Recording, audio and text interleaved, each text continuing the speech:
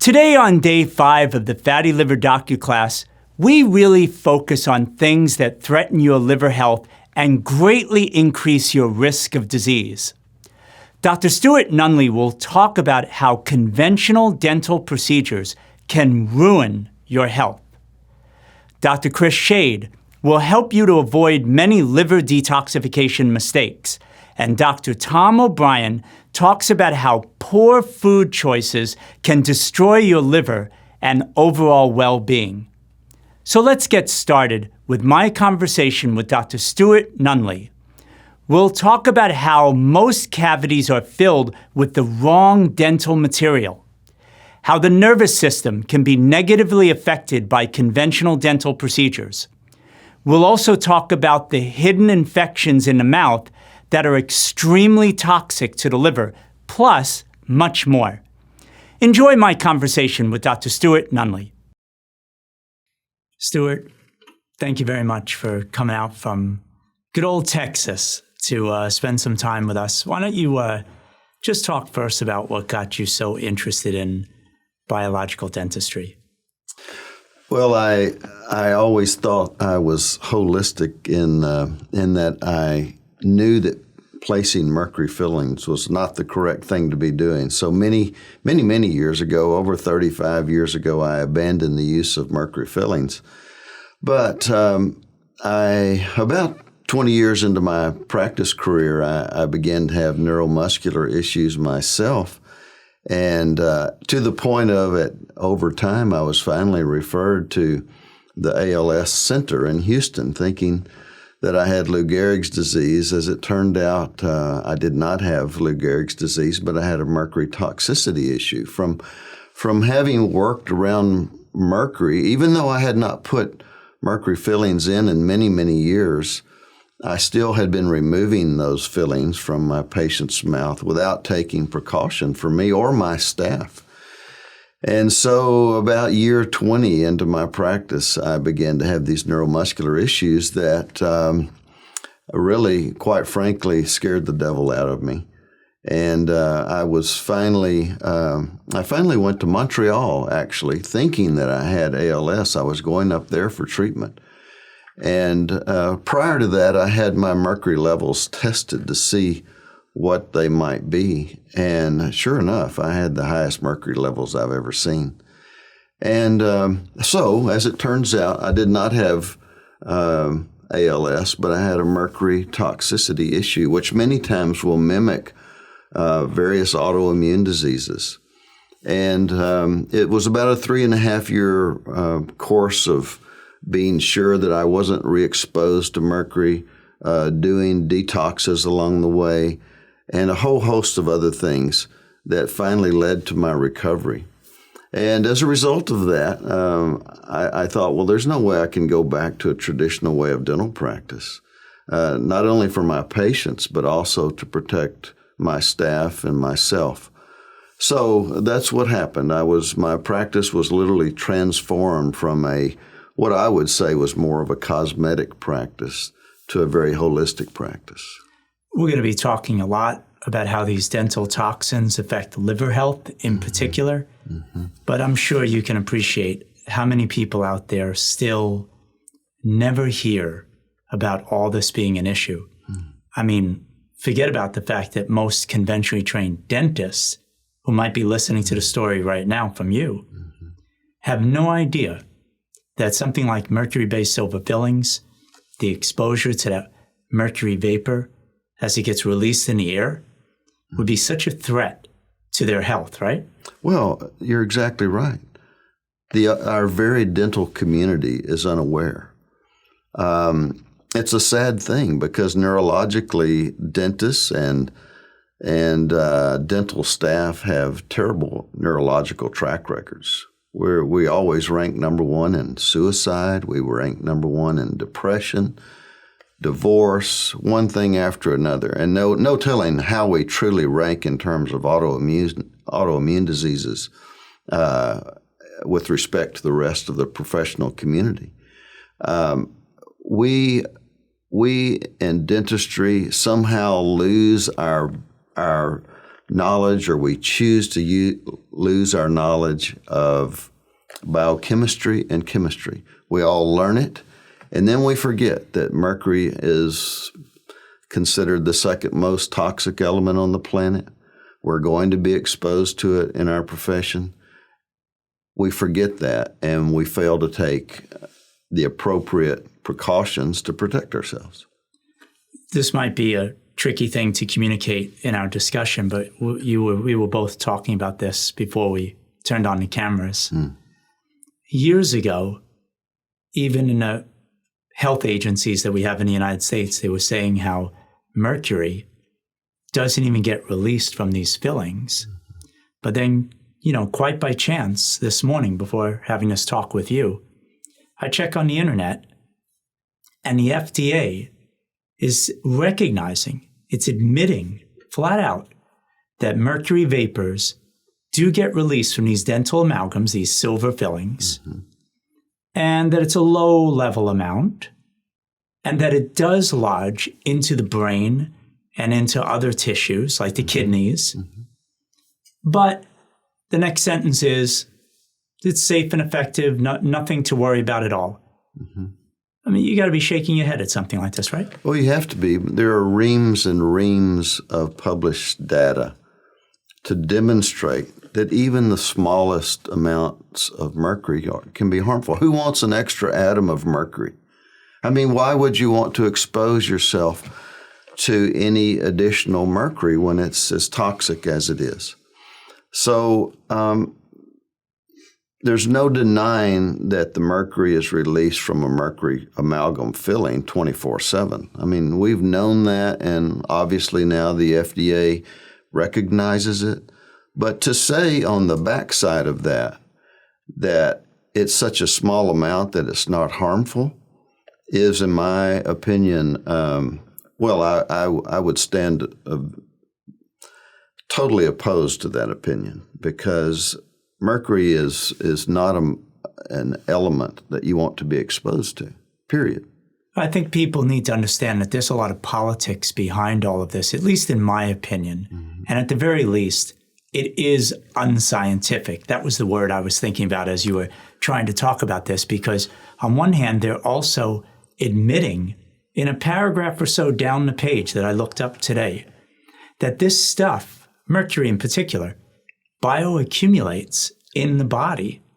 But again, in that paragraph, the very next sentence, they say this bioaccumulation has no effect on the rest of your body.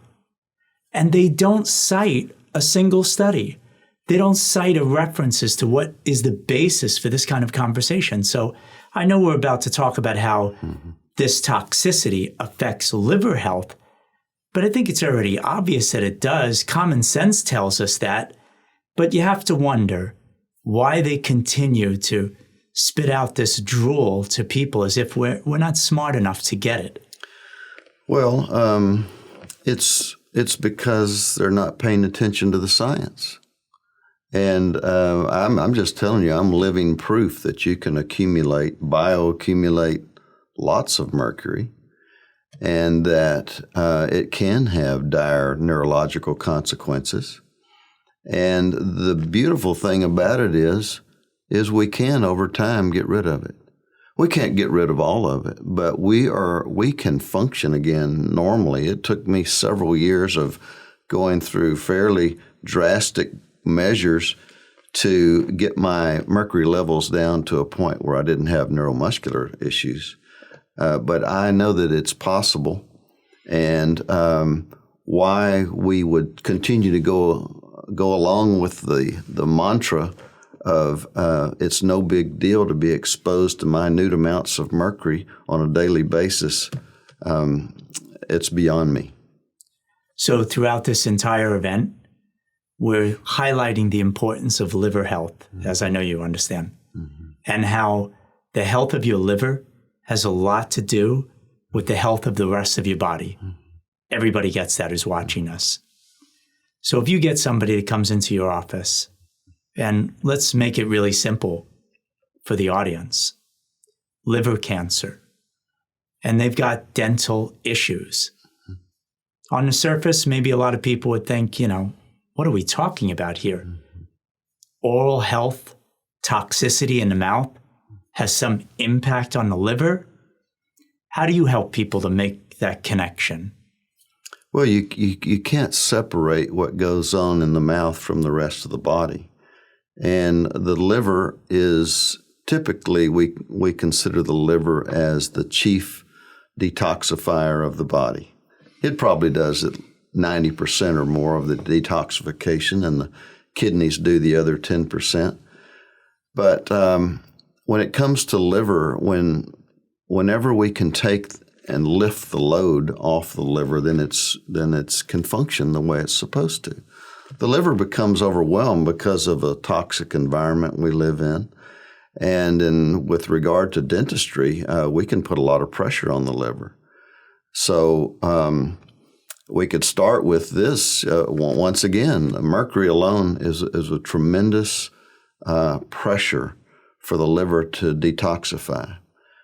We rely on this beautiful little compound known as glutathione to help take mercury out of each one of our cells. It can then carry it. It can carry it through various pathways to the liver. If the liver is too congested to handle that and pass it out through the route we'd like it to go through, out through our intestines and into the feces, if it's too pressured, then it'll kick it out the other way, and then it puts pressure on our kidneys, because our kidneys then can help take over for the liver. Or it can kick it back into the bloodstream so that it's reabsorbed. So having a healthy liver is very, very important in terms of being able to detoxify dental toxins. And Stuart, just for a moment, I think a lot of people would, maybe if they're new to this information, still not be making the connection. Mm-hmm. But in a simple way, I'll let you explain it a little bit more if you like. Just the mixing of the saliva. Isn't that the idea that the vapors, the mercury we're chewing, we're brushing, it mixes with saliva, it gets swallowed into our digestive system, it gets absorbed into our lymphatics and our blood. Mm-hmm. I mean, this is where stuff here in the mouth ends up in other places of the body, right? It's a very simple way of putting it. Oh, absolutely. No, you have it exactly right. We can swallow it. We can heat it up with a cup of coffee and have the vapors come off of it and then absorb it through our tissues. There's no barrier to mercury. Mercury, there's the blood-brain barrier is nothing for mercury. The placental barrier is nothing for mercury. So mercury goes where it wishes. It loves to go to nerve tissue because of certain little compounds in the nerve tissue that it binds to. But that's not necessarily the only place it'll go. It also loves your thyroid. It loves your fat tissue. Mercury will go wherever it wishes. And so the job then of the liver is try to help clear that. And unfortunately, oftentimes the liver is either overwhelmed or it's diseased. Maybe it has a malignancy in it, and it just can't function the way it needs to. And so we build up, we bioaccumulate mercury day after day. I get a kick out of this too, and I don't mean to make it as a joke, but here it is again. No scientific basis for the statement, but I'm sure you've heard this a million times before, what I'm about to bring up. They recognize, conventionally speaking, that mercury in fish, that's a no-no for a pregnant woman. Mm-hmm. Like somehow this one small section of the population has got to be so careful about mercury in tuna. But yet there's never a discussion of the millions of people that have mercury-based silver fillings in their mouth. And we also hear so much about how these days, especially, environmental toxins are such a threat to our health. Again, they're just skipping over something that millions of people are walking around with every day. Well, they are skipping over it, and there's no reason for it. Why can't we just admit mercury fillings can be a health issue? whether you're pregnant or whether you're a child or whether you're 90 years old. Why can't we just admit that mercury comes from mercury fillings 24/7, and any additional dose of mercury is not healthy? Why can't we just say that? And then why can't we at least say, if we're going to say what we do about methylmercury in fish, why can't we just say, make the same statement about any other exposure of mercury? Because the methylmercury in fish, we used to think was maybe the most serious exposure. The truth of the matter is there's good data these days to suggest the ionic mercury that comes from mercury fillings is even more toxic. So we just need to call a spade a spade. So now we get to some other issues with oral health that I think equally get ignored a lot or mischaracterized. I'll say it in a nice way. The root canal treated teeth. These toxins that are coming from root canal treated teeth and cavitations, which I have a personal interest in, as you know. Both of these areas have a lot of toxicity.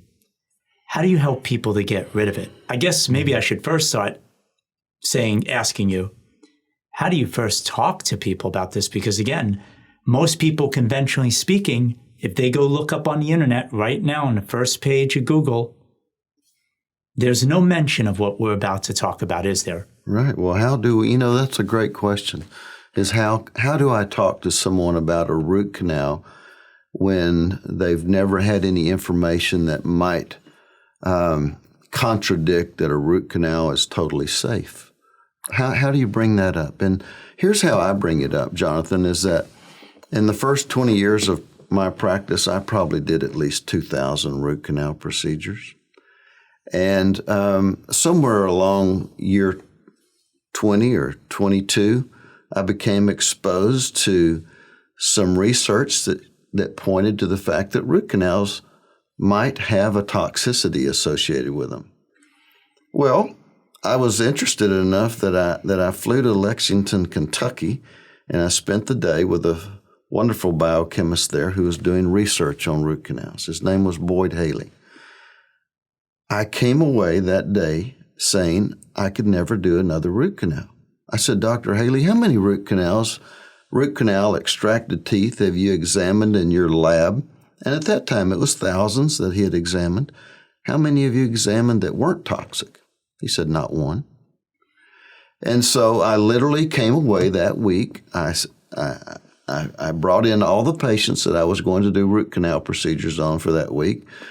And I said, in good conscience, I just cannot do another root canal. I feel like I've been exposed to the data now that makes me really question whether a root canal, although it can save a tooth, it makes me question what it might do to your systemic health. And so I still have that same sort of conversation with patients. Most patients are referred to us by physicians who have already informed them of the problems that root canals can pose. But occasionally we do have those patients who come in and they're not aware of the situation. And so I just simply make patients aware of the data. We educate them. There's plenty of literature now available to educate patients. And from that, they can help make their own decision, or we'll partner with them in making decisions on what the next best treatment is for them. Stuart, I know people that come to see you, they already get it. And I think most people watching us, they understand that too. But what you said is still so difficult for the new person out there. Because when I go back to if someone were to go search, they're listening to us and they go, I want to check this out. They literally say that a root canal treated tooth, conventionally speaking, gets rid of bacteria in the tooth. It removes unwanted bacteria. Right. And that it is so good for your oral health and your overall health. That is literally what they're saying on so many different sites on that first page of a search. What is really going on when you do a root canal therapy? What is happening to the tooth? Because I don't think people really understand, like, if they're cleaning it out that day, how could it be so infected? How could it be so filled with toxins that spill out into the rest of the body? Maybe you should explain what really is going on when someone gets one of these treatments. The treatment in itself is designed to remove the nerve from the tooth, and that oftentimes does eliminate the pain from an abscessed tooth.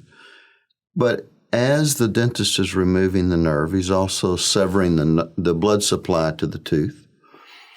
And the research is very clear today that in an infected tooth, when the endodontist or general dentist takes the nerve and the blood from the tooth, the blood vessels, you still have remaining bacteria.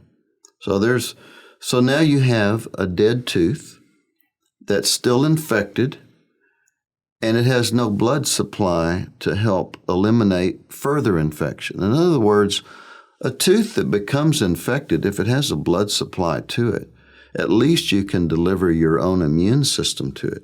At least you could, if you were given an antibiotic, you have a chance of delivering an antibiotic to it.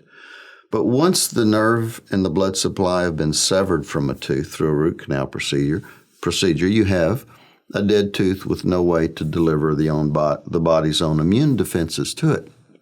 Well, that's a wonderful little way to incubate bacteria. So now you have a nice warm environment and nothing there to contradict the overgrowth of bacteria. So now the tooth becomes more and more infected. The body has to keep that in check through the surrounding ligament and bone and blood supply around the tooth. It becomes a health challenge because now you're occupying the body's own immune system 24/7.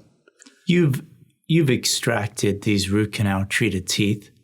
And when you pull out, I know with my own wife, watching it myself, pulling those out even when they look like okay on x-rays, when they get extracted, I'm wondering what you saw in your experience now that you've been working with this, how infected they are, or have you ever found any of them not to be infected?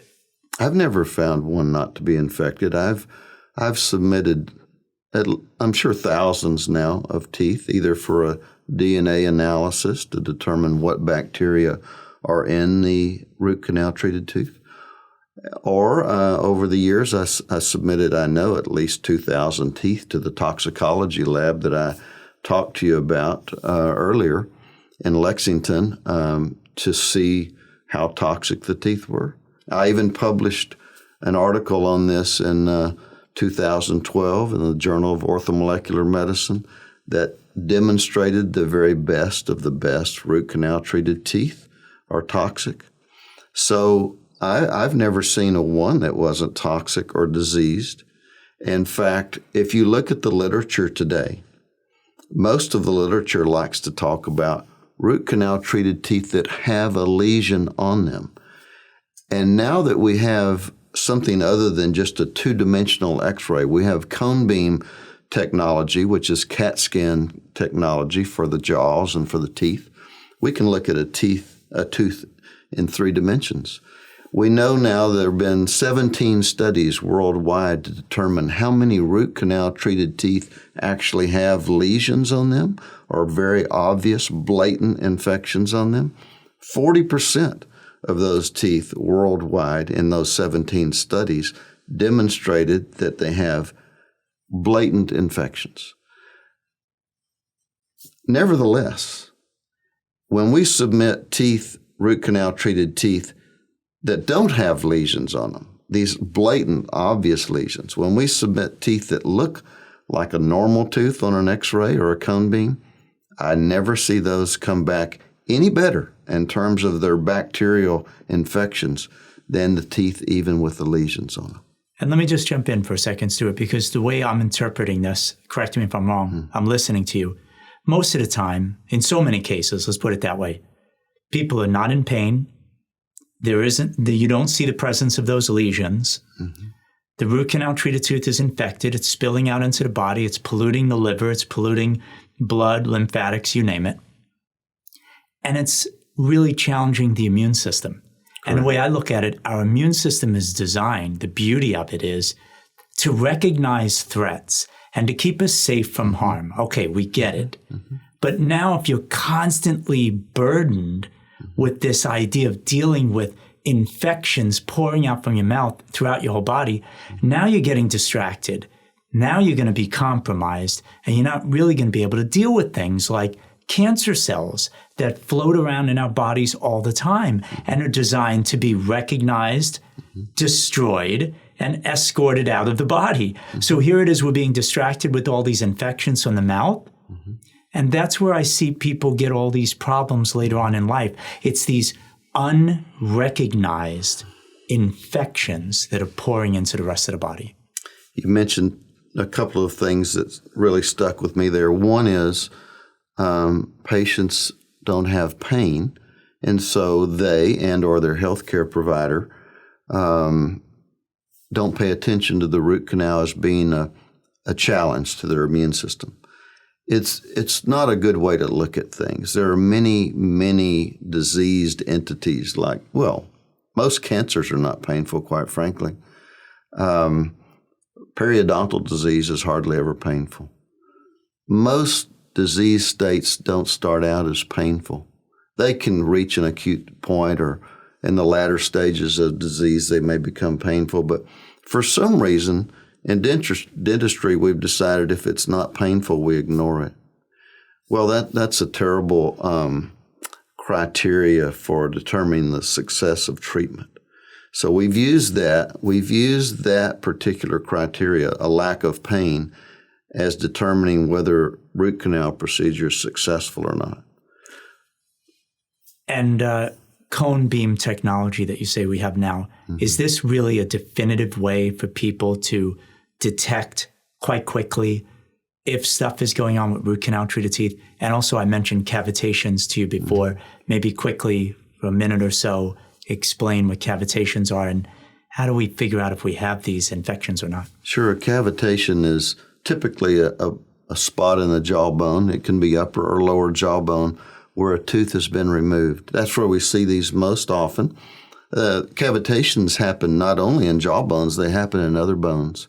The hip is the next most common bone. It can happen from trauma, and a cavitation basically is an area in the bone that has lost most of its or all of its blood supply, so that the bone has become osteonecrotic or dead bone, and then that area becomes contaminated with bacteria. So we can see it in any bone, but the most common areas are in the upper and lower jawbone, most typically in wisdom tooth extraction sites. And when it comes to cone beam and wondering whether we can see these definitively with a cone beam, or can we see pathology on root canal treated teeth definitively with cone beam, and the answer is, unfortunately, no, you cannot. It's a helpful diagnostic tool. It's better than we had with the standard two-dimensional dental X-rays, but it still is not. It's still not 100% accurate.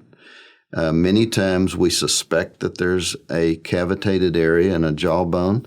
We look at that on a cone beam. We cannot see it. We make a small incision, go to the area, and there is a cavitated there, as confirmed by a pathology lab, as confirmed by DNA testing. So now we wish that we had a 100% diagnostic tool, and we may have it again someday, but right now we do not. So Stuart, glutathione, the master antioxidant, I think we should shine a light on this. How do these dental toxins that we keep talking about in the mouth, how does it impact glutathione levels, which I think a lot of people are grossly deficient in? Yes, and no question. And as we age, our glutathione levels drop off. And so we want to do everything we can to protect glutathione levels. And dental toxins, especially mercury and heavy metals, love to occupy glutathione. And so glutathione grabs onto mercury. It holds it firmly And that's what its job. Its job is to take heavy metals out and other toxins. But when we do that, when we occupy our glutathione with mercury, then the glutathione is not available to take care of other toxicities. And when you have, for example, a 24/7 release of mercury from a mercury filling, then the poor glutathione molecules all become saturated, can't do their job, and we become more and more toxic. Very, very well known in the literature. There's another toxicity from dentistry that we really haven't talked about yet, and that's a toxin that's been identified now. It's derived from particular bacteria. They're in root canal treated teeth. They're anaerobic. In other words, they don't live on air. They're, interestingly enough, the same bacteria that cause the endotoxin problem from leaky gut. In fact, the literature now is talking about leaky teeth. We have leaky teeth and we have leaky gut. Same endotoxins that come from leaky teeth and leaky gut cause a whole host of new problems. Everything from cognitive decline and blatant Alzheimer. There are even papers now that associate dental bacteria and Alzheimer's and other cognitive issues. And just a whole host of other conditions, some of them autoimmune, fibromyalgia being very, very common. All of these things that amp up inflammation, which, by the way, glutathione tends to downregulate. All of these things that tend to amp up inflammation from mercury fillings and from these other toxicities occupy our glutathione. Yeah, it's interesting. You're saying that as we age, glutathione levels are dropping. Vitamin C levels are just practically nil, and most chronically ill people. That's what I feel like this message is so important for people who want to avoid illness, but especially those people who don't feel well out there right now. Right. You've got these essential substances that are so important to have throughout our whole body to keep us safe from harm. Those are really low. And then we're talking about obviously the toxicity in the mouth, but so many other environmental toxins as well that seem to keep going up and up and up every year we've been living, Stuart, the last 10, 20 years, you know? No, they do. And even now, occasionally I'll have a physician who's not in the holistic realm, but he'll question, why would we want to use elevated levels of vitamin C for our patients? Well, first of all, it's a fabulous antioxidant. I bring it up here because it's a great way to help maintain your glutathione. Vitamin C in itself is a poor chelator of heavy metals, but when we take elevated levels of vitamin C, we help keep our glutathione in the state that allows it to grab hold of heavy metals, mercury in particular. So you're right. As we age, I think we have to amp up our antioxidants to help support those systems like glutathione that help detoxify us. Yeah, it's interesting. We'll talk a bit about gum disease perhaps later on, but, leaky mouth, leaky rest of the body, just as an overall concept. This is really important, what you just brought up, in terms of people realizing leaky gut is not just leaky gut. Leaky mouth is not just leaky mouth. You let these things go on too long. Leaky liver, you will get a leaky liver. You'll get leaky circulation throughout your whole body. All of this gets compromised, and no, you don't get sick. Maybe this is, God forbid anybody gets sick that quickly, but maybe this is inherently what the problem is.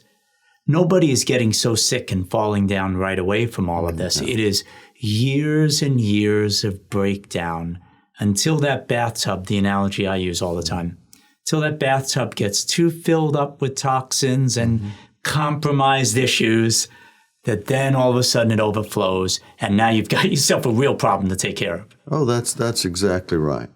These bodies are marvelously made, and when we're young, we can handle just about anything. I thought I was bulletproof, quite frankly, and at age 48, all of a sudden I had this amazing downturn in my health.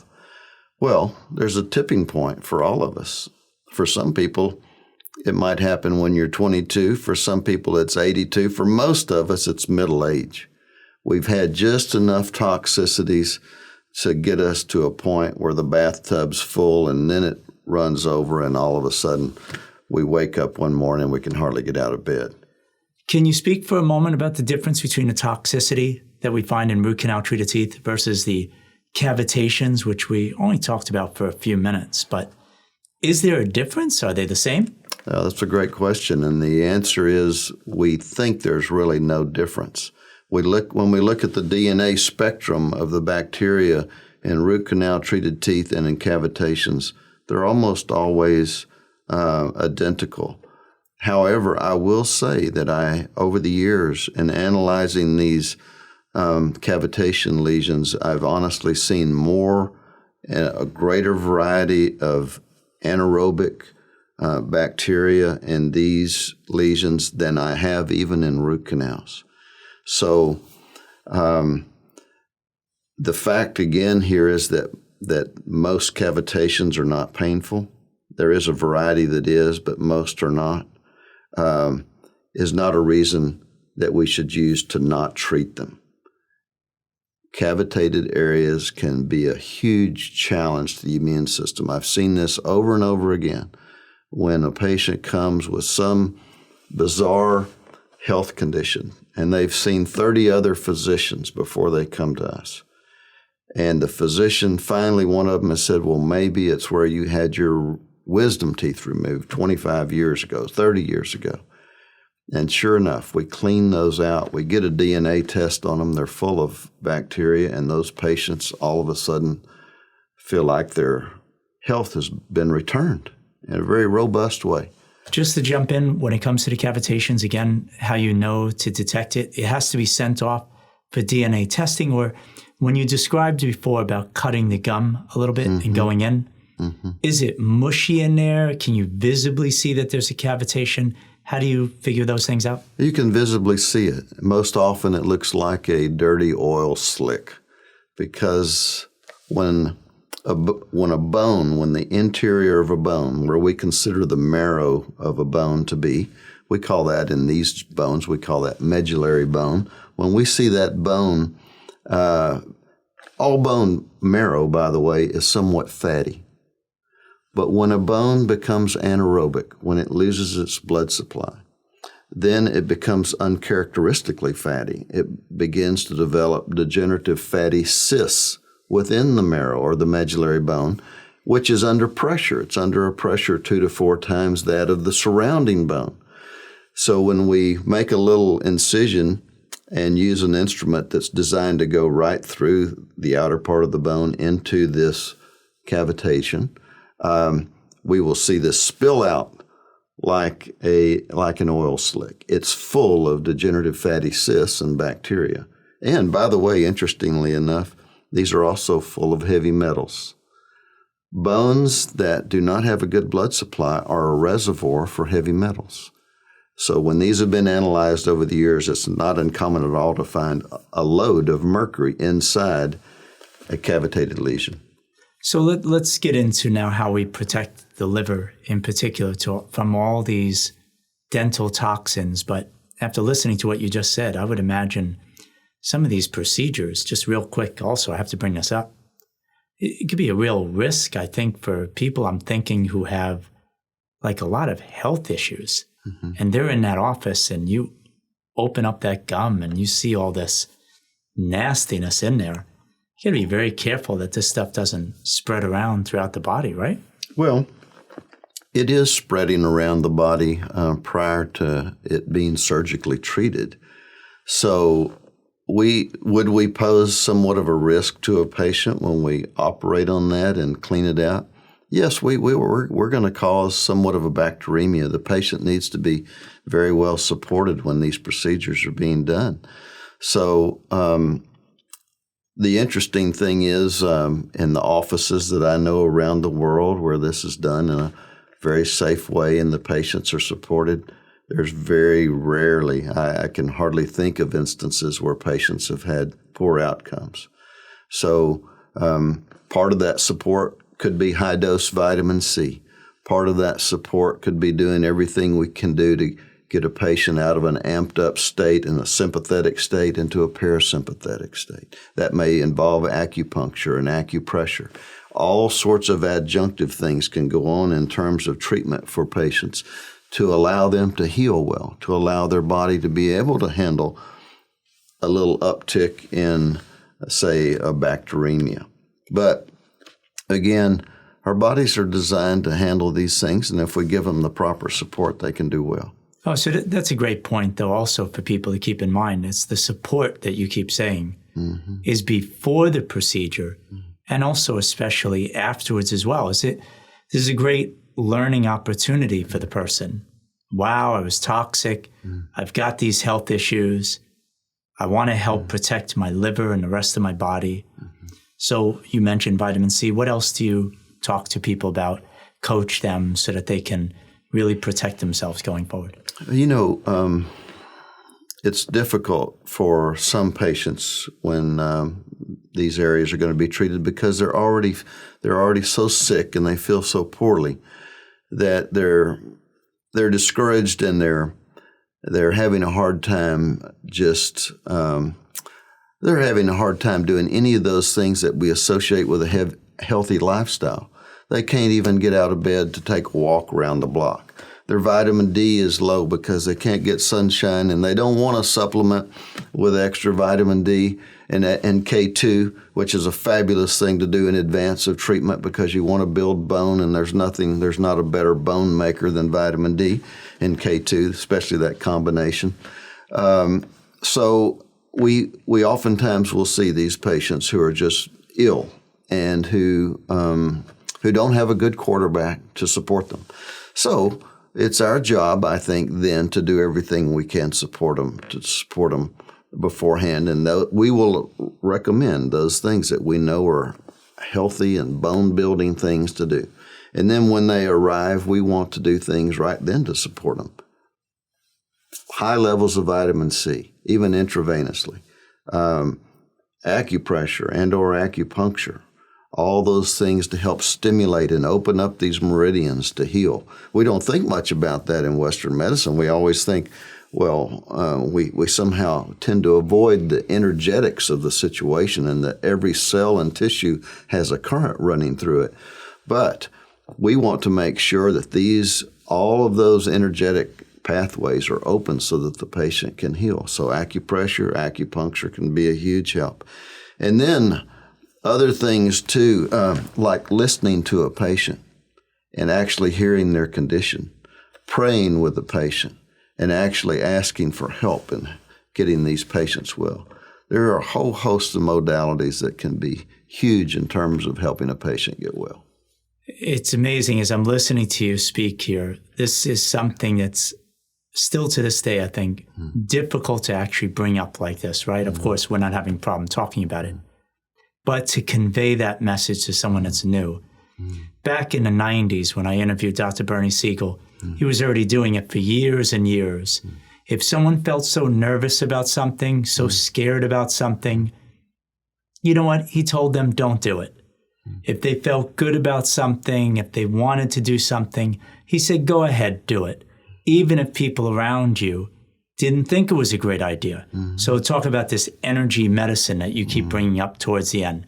How important is that? And how you also brought up that there are some obstacles there when people are depressed, low in energy, brain fog, all of these issues connected to a dysfunctional liver, toxicity in the body that's built up, that's too much. We're really dealing with those things. But you're giving a lot of hope. There's a lot of hope there for someone who just mentally and emotionally gets to that place where they say, you know what? This matters to me. It's important. I trust the healthcare provider I'm with. Boy, is that great for their overall outcome, the results that they're going to get, one way or the other, just their attitude, right? Their attitude and having a sense of hope. Patients without hope don't do well. And I know what that's like because I got there myself in my own health journey. There was a point in time where things looked pretty bleak for me this side of heaven, for sure.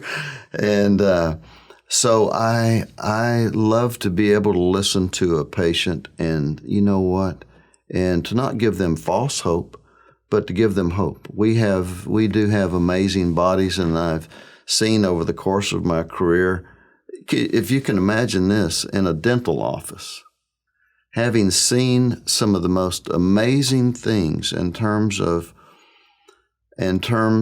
health challenges go away after dentistry is done. I want to be able to give patients hope. Part of that's listening to them. Part of that is helping them to realize that, you know what, I can get well. I can get well. And so I think all of that's very, very important in terms of outcomes. Without a doubt, another thing I would add to that, as we're talking about those people out there who are suffering with health problems, and now, not just intuitively, they might know flat out, they have problems in their mouth that must be addressed. How important it is not just to have hope, which I'm not downplaying, how important it is to have the right people around you, though. Because like what you said about people in the house may be against what they're doing, that can be really problematic. Okay, so we get that. But what I'm thinking about in particular is to really make sure you have the right healthcare providers around you to couple your hopeful messages with a strong dose of intelligence and a lot of experience. So to have the right people around you, like an experienced biological dentist who's already seen what it's been like to clean up toxicity in the mouth and to take away that burden from the rest of the body, especially the liver, the digestive tract, the brain, all of these things, you know intelligently what this really does from your experience. To have those kind of people around you is so important, especially if it's not you. You don't know, right? You're scared. Absolutely. Well, emotional support is absolutely, it's hard to say where it might rank, but it ranks up there very high. But by the same token, if you don't eliminate toxicities in a very practical way, in a very safe way, you've still got the toxicities. So sometimes we will see, for example, a patient who has literally a miraculous turnaround in some degenerative disease almost overnight. Well, that could have been an electrical issue. Electrical issues you could clear up very, very quickly. You can restore a current that goes through a system. It's done all the time with acupuncture and acupressure and all sorts of devices. On the other hand, toxicities we don't typically lose overnight. We don't lose a mercury toxicity overnight, and we don't lose the toxicities associated from an extracted root canal overnight. Oftentimes those take days to weeks to months before a patient gets well. In my own case, it was about a 3.5-year journey of doing just about everything I know pretty right in terms of eliminating mercury toxicity. But when we don't have the emotional support, either from our caregiver or from family, it's a huge deterrent to success.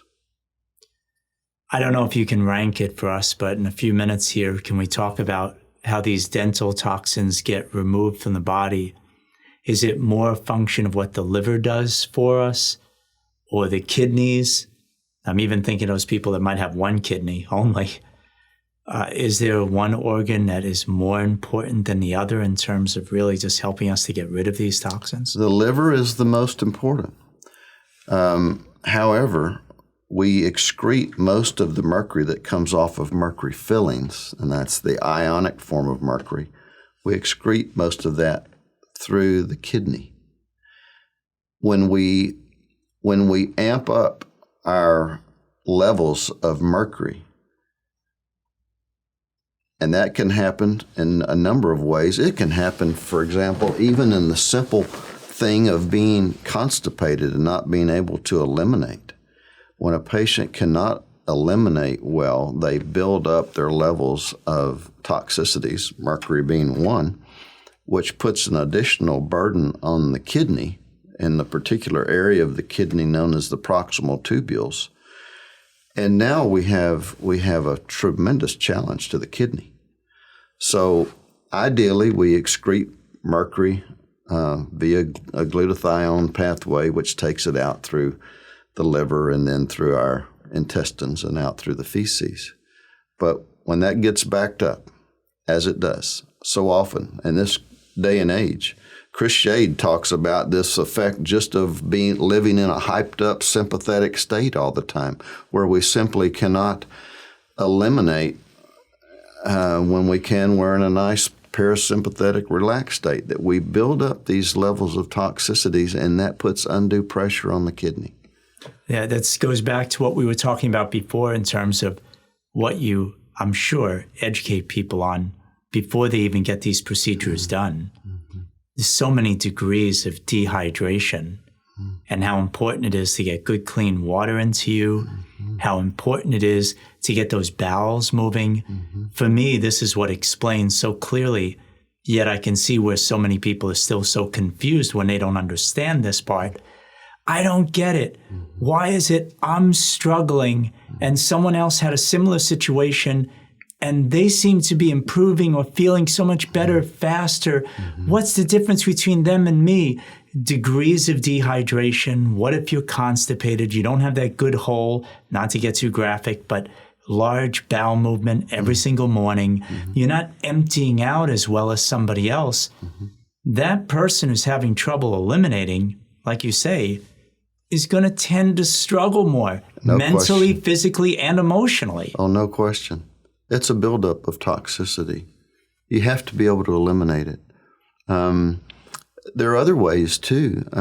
I've found in my career that patients who have a difficult time sweating, if you can't sweat, you also struggle with toxicity elimination. It's a wonderful way and a gentle way to help eliminate toxins. Well, yeah, when you say sweat, it doesn't even necessarily mean, especially for those people who are weak out there, that they have to go run 3, 5, 7 miles or something. They can do this in a sauna, correct? You can do it in a sauna.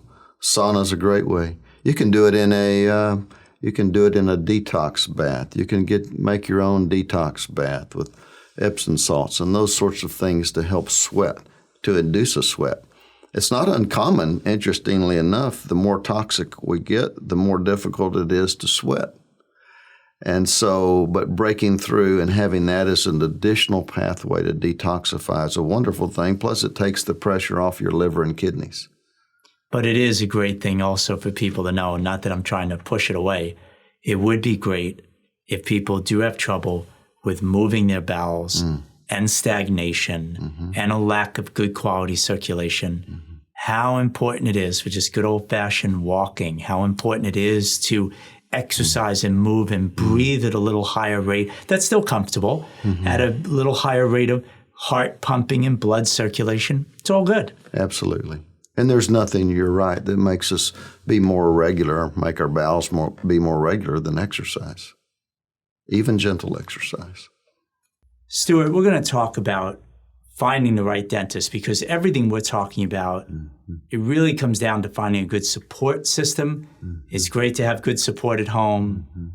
Very important to have the right dentist. We'll talk about that. But before we get there, what about at home? Some things that people could do right away to take better care of their teeth and gums. What do you suggest? You know, the thing that we found may have the most powerful impact on having a healthy mouth is the use of a water pick. Obviously, brushing, getting the plaque off your teeth is important, but a water pick jets into that little crevice between the gum and tooth where it's very difficult to get the bristles of a brush. Floss doesn't get down there. So by literally forcing the bacteria out of that little pocket, you do much to improve your oral health. One of the things that we encourage people to do, and this is based mostly off of looking at the bacteria, when we retrieve the bacteria out of that pocket and look at it under a microscope, we can see what's there. And oftentimes people have an unhealthy microbiome, especially if your gums are bleeding, if they're puffy, if they're tender. We know that microbiome has gotten out of order, and now you have way more of the deleterious or bad bacteria than you do good. You should have some good bacteria in there. You want good bacteria. You do not want to sterilize the field. But if you have too many of the bad, what you want to do is put in your water pick, you want to put about an ounce of 3% hydrogen peroxide. Good old garden variety, brown bottle, 99-cent bottle of hydrogen peroxide. Put an ounce of that in the water reservoir of the water pick. Put another 7 or 8 ounces of water and use that and turn the water pick up to about as high as you can stand it. Eventually, you'll get it up to the highest point. You're intentionally jetting out the anaerobic bacteria that are under the gum line. Well, that's interesting what you said, just real quick. Someone with gum disease, sensitive gums, maybe you turn down that water pick. But it's like working out, like going to the gym. You'll get better and better, and that will be a good sign, right? When you're less sensitive, it means the gums are getting a bit stronger, tightening up. I know that, using a hydrofloss, like what you're describing, actually can bring down pocket size. You don't want to have big pockets around your teeth, right? It can actually shrink it down, which is a good thing, right? No, correct. You're absolutely right. And the patients will be able to literally visualize and feel the health of the gum tissue, and they'll be able to turn that dial up. Yeah, great point. And there's also some herbal and essential oils, things that make it more unfriendly, I should say, right? No question. These nasty bacteria to, populate in the mouth, no? No question. And even sometimes we'll recommend some colloidal silver. Colloidal silver has a wonderful antibacterial effect without eliminating all of the bacteria. Okay, so now we're at a point of trying to find the right dentist. How do we go about doing that? It's important. I think a great way to do that is first you might go to the International Academy of Oral Medicine and Toxicology's website. That's IAOMT.org. And there are close to 1,200 dentists there worldwide who at least are very familiar with an integrative approach to dentistry, where they would certainly be using materials other than mercury. I would think all of them. And not only that, but many of those dentists have now been trained in removing mercury fillings in a very safe way. There's even an acronym SMART listed on that website for smart dentist.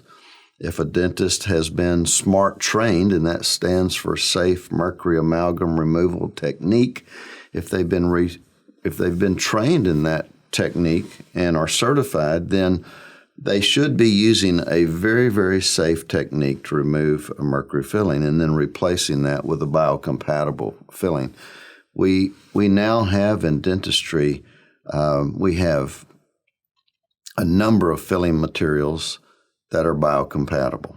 Companies have become more and more aware of this issue, and so many of these dentists are using and keep in stock a whole range of biocompatible materials. I would say once a patient identifies a dentist, maybe off of that website, and there are even several others, but that one's the largest. But then I would interview the dentist. I would make sure that if they are SMART certified, that they are truly using all the protocols in that technique so that they can be sure. And another thing they might do is try to find a friend or another patient who's been to that dentist. And really, I would ferret this out and try to make sure that I'm finding a dentist who truly is going to look at me, not just from what goes on from here up, but literally who is concerned about my whole body and how I might be impacted by whatever I do from a dental standpoint. Yeah, what you just said quickly at the end is an important thing for people to understand. They might even have gone to biological or holistic dental conventions, and I'm not putting them down. They might have a genuine interest in it. But the level that their office is at, they may not be there yet in terms of maybe you should talk for a moment about some of the things that people ought to know they should experience if they wanted, for example, to take mercury out of their mouth safely. What are some of the things that they'll actually be witnessing around them when it comes that day? I mean, not that you would want to get to that point where they're sitting in a chair that day and they realize, I picked the wrong guy, stop, I have to go on an appointment, I'm out of here. But what are some of those things that you should be aware of that really lets you know you're in good hands? That's a great question. A great question. If you only could pick one thing that the dentist would be doing when he removed your mercury fillings, you would want to make sure that he put a little rubber gizmo over your tooth that's called a rubber dam. The rubber dam protects you from getting the particulate that comes off of a mercury filling when it's drilled out. It keeps that from going down your throat or grabbing onto your tissues, your mucosal tissues where you absorb much of the mercury. So that's the first line of defense. And if you're a patient and you're seeking out a dentist who is going to protect you, that's going to be the first thing he does. You would think in an office that where he's going to protect you from the particulate, that he might want to protect himself too. So most likely you're going to see the dentist wearing a mask, a mercury vapor mask, respirator, and his staff also that are in the room would be wearing that. You would want to be making sure that the dentist who's doing this also protected the rest of your body. So there would be a drape over you that protected you from the particulate, because he's not going to grab every little bit of it. He's going to get most of it with his suction, and there will probably be a very, very large extra suction in the room that takes any of this ambient mercury out of the air and the particulate. So those are the chief things. The other thing I would ask a dentist when you go interview him about the procedure is I might ask him, what are you doing to protect the water supply here from the mercury that comes out of people's teeth? And if that dentist is not using some sort of a mercury separator to keep it from going into your lake or stream, then I would look for another dentist, or I would encourage him to get a mercury separator. What about simple other things besides the mercury aspect? Do you have toothpaste with fluoride in it? We haven't talked much about fluoride, but other little quick things that maybe you could give me a little insight that somebody could ask on the telephone before they even arrive at the office that might make them pop up a red flag, like maybe I ought to skip this one and go call somebody else. I mean, not to get, too complicated here, but anything else to ask? Oh, I think that's a great question you might ask. In your dental office, is the use of fluoride a routine procedure? And if it is, then they're basically not following what they would be instructed in the International Academy of Oral Medicine and Toxicology, because we all know that fluoride is a toxin. And although there are some possibilities of it helping to eliminate bacteria if it's applied topically to a tooth, the routine application of fluoride is a procedure that, in our opinion, should be avoided. It has too many potential health consequences. Fluoride, for example, loves the thyroid even more than iodine loves the thyroid. And so fluoride can be a health issue for you. And we don't want to be exposing ourselves to toxicities, and fluoride is certainly one of them. What would other questions be?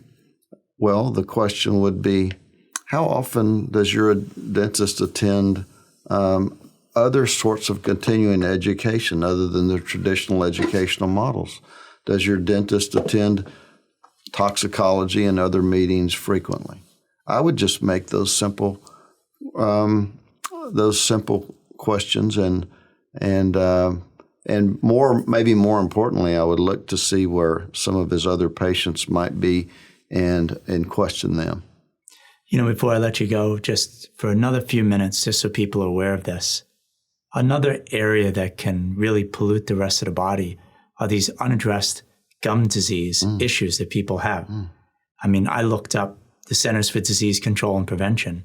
They're actually flat out saying quite easily to find on searching in the internet, half the Americans have gum disease. That's a whole lot of people. So really important to make sure that you're not bleeding in the gums, right? Oh, that's true. You know, a bleeding gum should be addressed just like if you had a bleeding fingernail, you'd wonder what's going on here. We need to address it. So bleeding gum tissue is something that deserves attention. The interesting thing is, though, many gums don't bleed and they're still infected. And so one other thing that a patient might find by going to an IAOMT type dentist is that many of those dentists will have a microscope in their office. And when the patient comes in, prior to their having their gum tissues treated, a sample of that bacteria can be taken, looked at under the microscope, and then we can determine exactly what bacteria are there and treat the patient accordingly.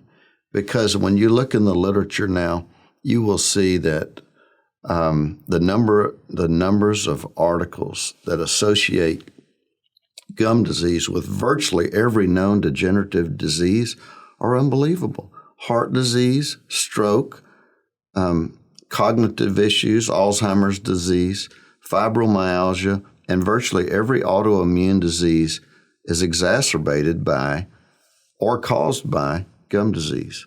So it's a rampant problem, and you're right. The data is somewhere around 50% of Americans have gum disease. Okay, Stuart, I can hear the voices out there, though, for sure. We get it. Root canal treated teeth, just about every single one fully infected, one degree or another, depending on how long it's been in the mouth. This is pouring out infections, toxicity into the body, and certainly polluting the kidneys. We want to get the tooth out. But now, how do you talk to people about their, how should I put it, more practical concerns? What am I going to do? There's a space in my mouth. What do I do now? Is it implant, partial denture? How do you talk to people about this? Oh, that's a great question. And it's sometimes not that easy of a decision because there is a trade-off when you remove a tooth. One would be an implant. It's a very, very common way to replace a missing tooth. We're not real fond of the materials that implants are made of, titanium being one of them. Titanium is used in many implants around the world. It can be used to replace a shoulder or a hip. But in the mouth, where it has access to bacteria, I prefer zirconia over titanium. It has, in my opinion, a better biocompatible track record. There are some obstacles even there because anytime you embed something that doesn't have your own DNA on it, you're going to elicit some sort of an immune response. So I wouldn't recommend an implant, zirconia or titanium, for someone who has a dramatic health challenge, an autoimmune disease, some cancer, some sort of degenerative disease. Let's let the immune system have a break, get the immune system well, and maybe consider the implant in the future. A very simple way to replace, for example, one or two missing teeth is with a small removable appliance. There's some issues with that too, though, because you can catch food under it. It's a little bit more material in your mouth than what you're used to. And but from an aesthetic standpoint, they can be beautiful. I would, in my own mouth, if I had a single tooth missing, until we come to the point where we can regrow our teeth using our own stem cells, which I do think is on the horizon, I would use a little removable appliance that did not impact my normal natural teeth on either side of the space. The problem is, in the past, very often, perfectly good teeth have been ground down on either side of the extraction site in order that we could have a bridge bonded into the mouth. Well, once you've ground down or stripped the enamel off of a tooth and now bonded a bridge appliance in, you run the risk of one or both of those teeth going bad in the future. So I think it's too aggressive to grind a perfectly good tooth down in preparation for a bridge. And also, depending on the age of the person, obviously if somebody, say, is 70 or 75 or 80, and they get this out, is there any time where you just, again, depends on the person and how many teeth have to get pulled, but if it was one tooth all the way in the back, is there any time where you would just leave it alone? I know there's that structural issue with the biting surface, the opposing tooth and all of that. But are there times where maybe you just leave it an empty space? Of course there are times when you'd leave it an empty space, and the time most often would be is if it's a very back tooth. If it's the tooth in front of a very back tooth, over time the teeth will move somewhat. It can be an interference to the bite. It can result in headaches and other things that a malocclusion can cause. But if it's the very back tooth, that's the most preferable. If, for example, a patient has the very back lower tooth removed and they opt not to replace it, sometimes that can cause the very back upper tooth to drop downward. It will super erupt, which can be problematic in its own way.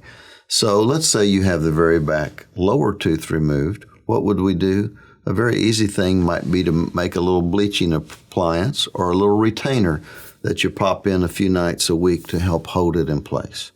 That's what I would do until I could regrow the very back tooth with my own stem cells. Stuart, a lot of great information. You've given us a lot to think about, and I know that if people really take this to heart, no pun intended, they'll really find that their overall health will definitely improve if they take better care of their mouth. Thank you very much for spending time with me on this. Thank you. Next up, I'd like you to meet Dr. Chris Shade. If you're looking to remove toxins effectively, you need to listen carefully to Dr. Shade about why creating healthy bioflow is so important. Dr. Shade will also explain which organs to clean out first and how to avoid common detoxification mistakes, the worst diet for liver health, and a very interesting discussion about what really causes small intestinal bacterial overgrowth. I've got to warn you, this talk gets a little technical, but I know you're going to love it, and I'm sure the integrative healthcare providers will find this conversation very informative. Enjoy. Dr. Shade, thank you very much for coming out here. I know you travel a ton. And for over a decade, the way I put it, you've been obsessed with, helping people understand how to get the crap out of their body. Just, for a couple minutes, why don't you just tell me where you've been for the last few months? Because I know you travel a lot. Yeah, I've been all over the place. I did 9 weeks in a row of going one place or another on the weekends. My family's wondering where I am. But we've been getting the word out, and we've got a lot of clarity now on detoxification. When we started working together, God, that was almost a decade ago. It was like, well, you need these things for mercury. And now we're like, well, you need these things for everything. And we really understand liver physiology. We understand how it ties into regenerative medicine. I mean, we used to talk about detox, and I would go to a lot of the anti-aging shows, but people couldn't really tack the two together. And as we get deeper in, we'll talk about fatty liver today, we'll talk about AMPK activation, autophagy, and those are at the core of regenerative medicine. And there's this aspect to it that's what I call tightening up the physiology, tightening up junctions between cells, tightening up flow, and we're going to talk a lot about pathways. And so I've been all over. I just got back from Tokyo. I lectured to 80 doctors in Tokyo on all this directionality in the liver and keto and regenerative aspects. I was just in London before that at IOMT UK, the holistic dental group over that. I was in Switzerland. I've been in Florida 3 or 4 times at different shows like SopMed. I've been at a couple A4M shows. So we go all over the place, and we're teaching people that detoxification is the core maneuver for health. It is the underpinning, and it's really going to be the center of all of our protocols. Right on. So much of what we've talked about, I know I've done a lot of programs with you for many, many years about how just removing things allows our body to express itself in the best way possible. So that's why I'm thrilled to have you part of the Fatty Liver Docu class. It is such an important, I think, unaddressed issue in a big way, which is what I'm hoping this event's going to be. Really highlighting the importance of the liver as an organ, how it affects the whole rest of the body. Why don't we just jump right into talking about some of the things that you see are the biggest factors that make the liver go south, you know? Yeah, the biggest thing to understand about the liver is that it's got options and it's got directions that it can play in. And if you take any liver cell, it's fed on one side by blood and drained on the other side by bile. And there's a core directionality which must be maintained. And to understand that directionality, everybody understands stuff being filtered from the blood into the liver. But where does it go from there? And it goes out, the toxins go out with the bile flow. So the core thing to remember is that toxin flow and bile flow are completely linked. There's active transporters for both, draining the bile into what's called the bile canaliculus, which are like rootlets in this big root system that drains all of the liver into the common bile duct and then into the gallbladder and into the GI. And these transporters that are leaving each liver cell are co-located on that membrane, and they're co-regulated. They go up and they go down together. So if you don't have adequate bile flow, you're not dumping toxins from the liver. And then what happens if you're not dumping them out of the liver is they start building up in the hepatocyte, the liver cell. And then the liver cell has to do something, or it's going to drown in the combination of the toxins and the bile salts. And to understand why it would drown in those, you can intuitively get why the toxins are a problem. But bile is a detergent, and it's there to dissolve your fat that you're eating with your diet. But what else is made of fat?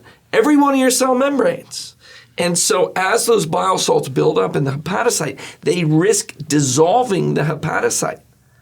And so there's sensors in the liver cell, and they say, wow, this stuff's building up. We got to dump it out. We got to dump it out now. And you flush all this stuff back into the blood.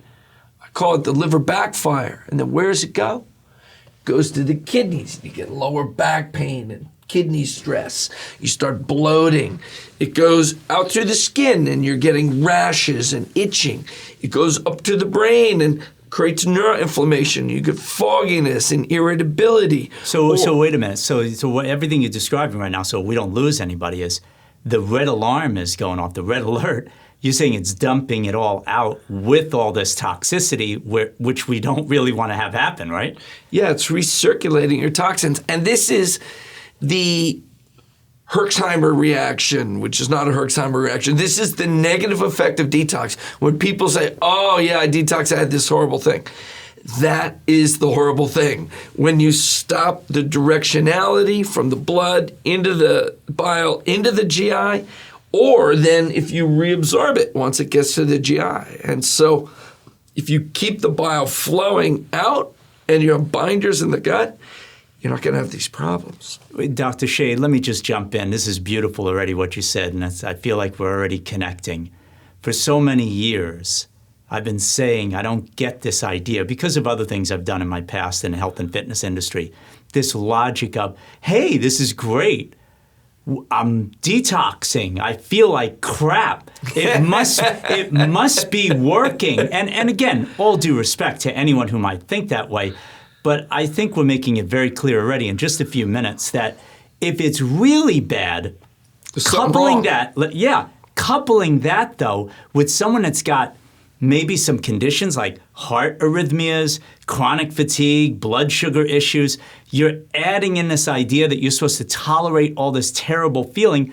Your position, don't let me put words in your mouth, is that we shouldn't get too, maybe a little tired, but not feel like crap, right? Absolutely. You should be diverting some of your energy into this process, and this will bring you down a little bit. It'll make you sleep more, but you won't feel like you got the flu. You won't feel like you can't think. You won't be hyper emotional.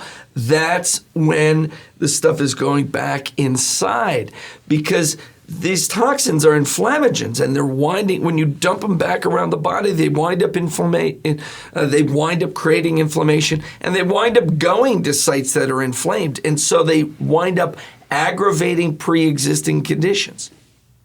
This is already fantastic information. I hope people are listening carefully and taking some notes.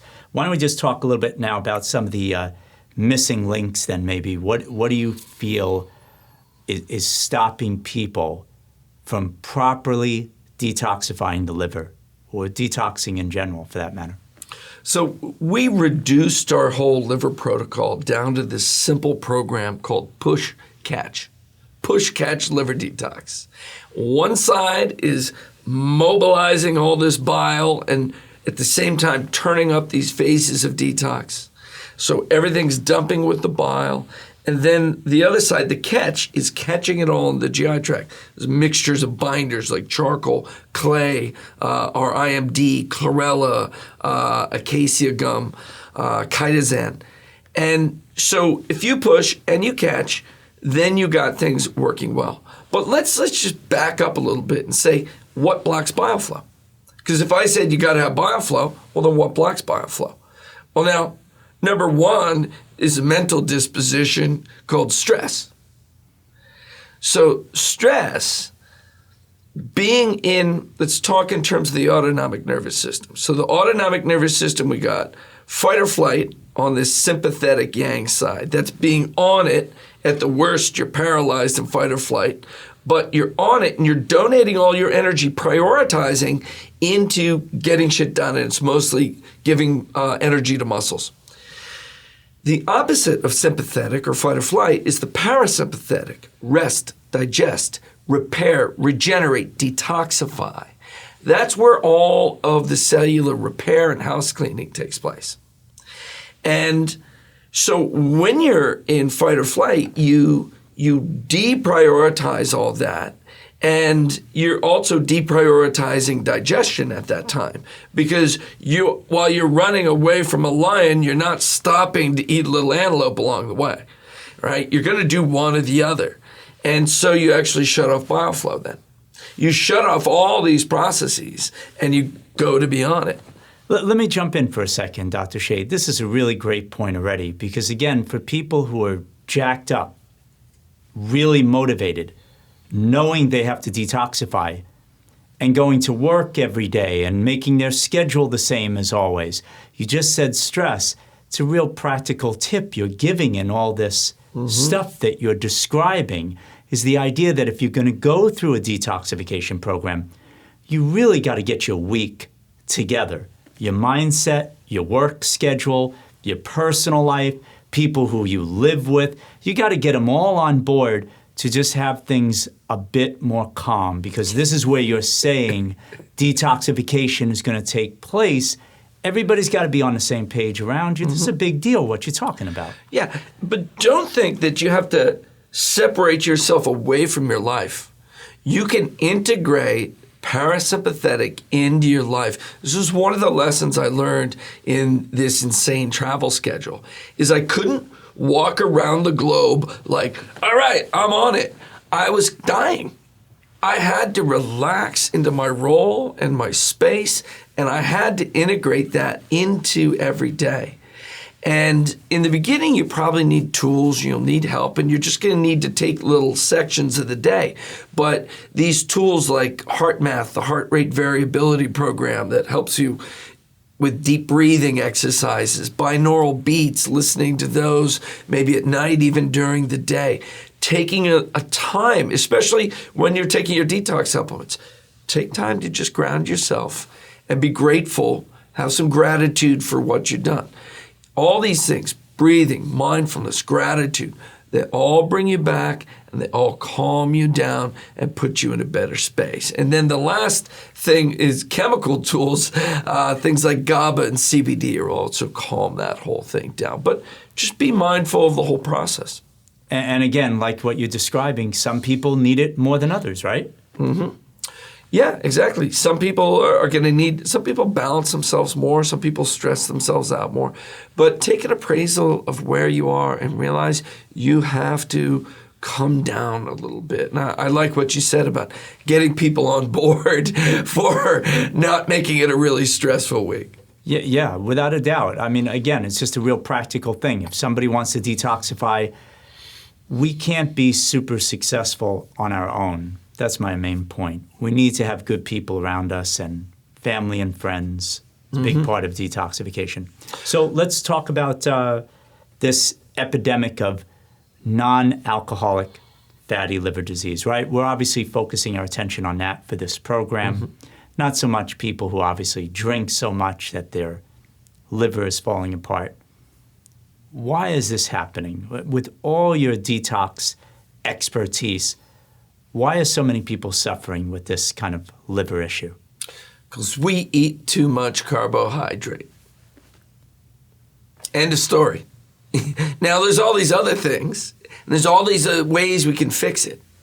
But being overfed is the key. In fact, one of my favorite papers where it's like a mouse or a rat study, and it invokes the mechanism that we're going to talk about. This is a mechanism that's invoked in keto diet. It's called AMPK activation. It also talks about mTOR blocking and autophagy. That's all just sort of one pathway. And it says dysfunction of this pathway leading to fatty liver in long-term nutrient oversupply. Long-term nutrient oversupply. That is our diet. 3 square meals a day of, especially if you go with the old food pyramid of carbohydrates dominant, fats minimalized. This is where that all comes from. The evolutionary mechanisms for dealing with diet did not evolve with this much free carbohydrate around. Carbohydrate was a luxury that happened when certain plants bloomed, fruits came out, grasses ripened, and you would have episodic access to carbohydrate. And when you have that access to carbohydrate, you switch into a storage mode. And so what we'll be talking about is fed versus fasted. These are two totally different biochemical switches. And the fed really means fed with carbohydrate, and secondarily means fed with branched chain amino acids, because those are it's not carb, but it's insulin and branched chain amino acids hit this lay down mass button.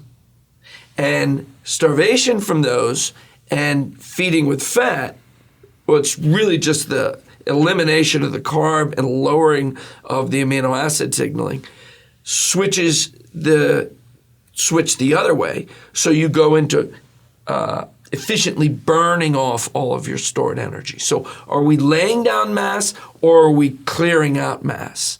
And one of the first things you do is lay down layers of fat to use later when you don't have access to the carb. This is fundamental paleo nutrition and really keto nutrition. The problem paleo had was it ate too much protein, and the protein will switch you into the laying down area too. And so you have a lot of these guys who are like skinny workout guys, but they end up with fatty liver. So that constant access to food is what's driving that, especially refined carbohydrates, things that drive up your insulin. Yeah, so if people were listening carefully to what you just said, two things you were saying. You were talking about excessive intake of carbohydrates, and I want to sharpen this in our conversation for just a moment or two. Apples, carrots, and let me finish. Any kinds of sugars you see as being overly eaten is a big deal. You were also saying nutrients. too many nutrients on board. So I kind of heard that in my own mind as a separate concept of just overeating anything being problematic for the liver to function in a healthy way based on what our ancestors used to do. So I'd love for you to just kind of sharpen that up a little bit so people understand where you're coming from. Is it all kinds of sugars, or is it the obvious, bagels, potato chips, pretzels, all the processed sugars that people are eating too much of that is a problem, and it's okay to have, say, carrot apple juice or different things like this? Or do you see it generally people are just eating too many sugars and too much food for too long a period of time? Well, we can break that out into priorities. The highest priority to get out of there is the processed carbohydrates. Having flour and potato be the basis of things, and then layering on refined sugars on top of that, that's the worst. Anything that's driving insulin spiking is really bad. And in that way, even when you're in this massive oversupply, even things like apple juice are too fast of a sugar. Once you get things back under control, I would lend away from the juices. Blends like carrot, beet, apple, and stuff. Yeah, they got sugars, but those are pretty good. But the refined juices tend to be too sugary, and then whole vegetables and fruits, you're going to be fine. But you got to look at the whole stack of everything that's coming together. And then overall, how many calories are coming in. So just overeating in general is leading us that way. But you can overeat a keto diet and you're not going to go into fatty liver. It's the insulin that drives it more than anything else. And I'll share something personal story with you, Dr. Shade. What I notice for people to look out for, and I think it's millions of people who are having this problem, which is why there is so much non-alcoholic fatty liver disease. So many people are eating recklessly, like what you just described, way too much processed sugars in everything, pasta, bagels, pretzels, all of that. And even the sugars that are hidden in so many of these boxed and bagged foods. Oh, yeah. And on top of that, the level of activity of these millions of people is so low that they are this picture you painted of people loading in way too much all day and not burning and being that physically active person that can use any of that. That is really building up a tremendous burden inside the body.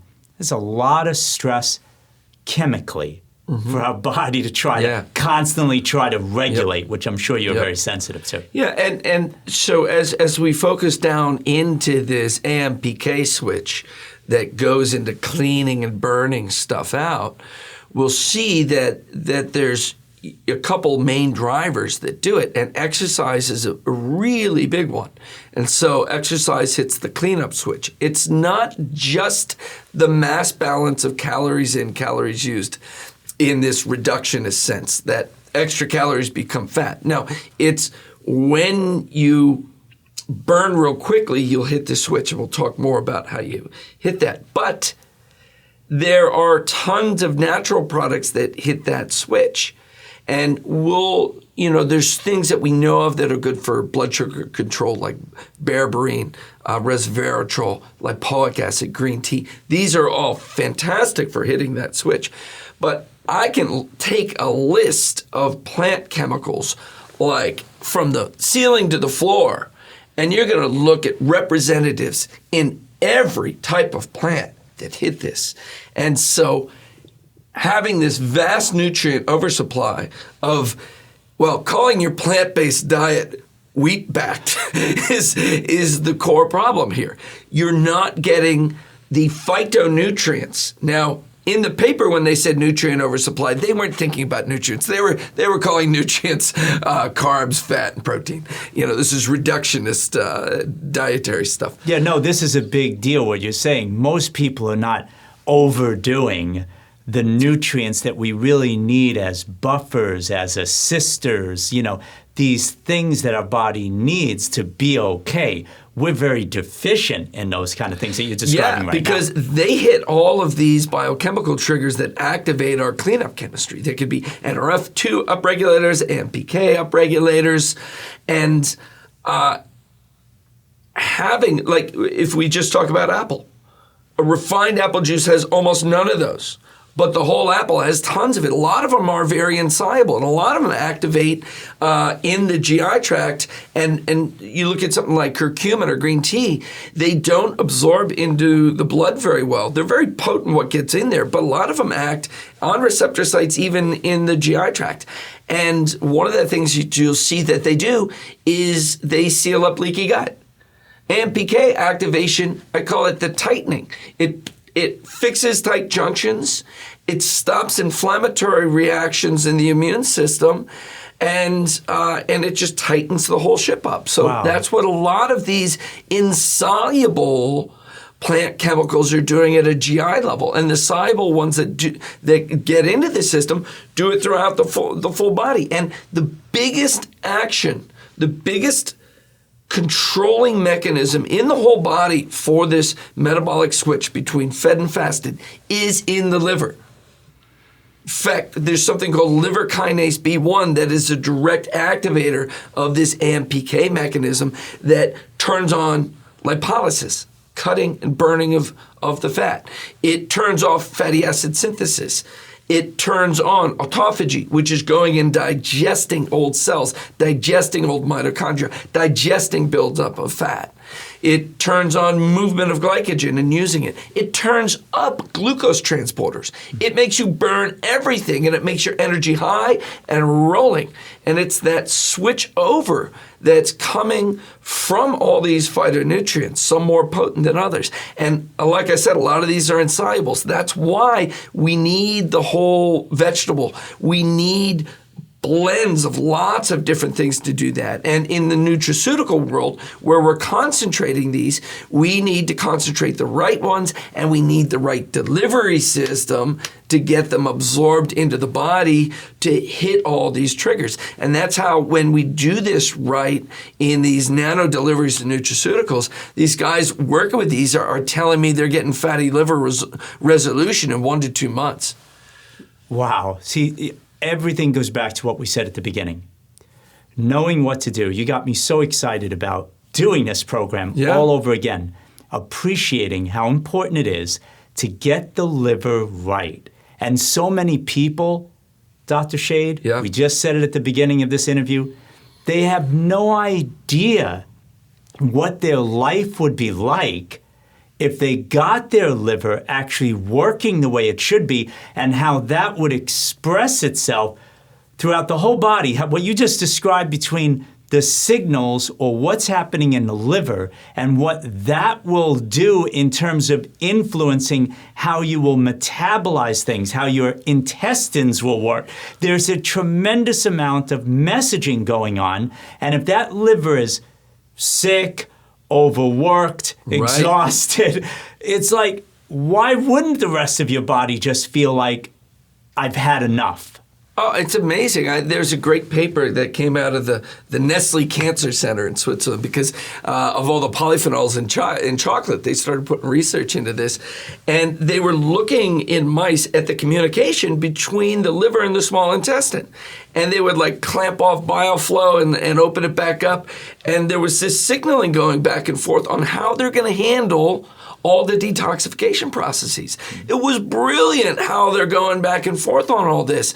And if the liver can't do its job, other stuff has to pick up the slack. But nothing can fill in for the liver. In fact, you know, when I'm working with women or even men with hormone disruption, we say, oh, well, liver number one.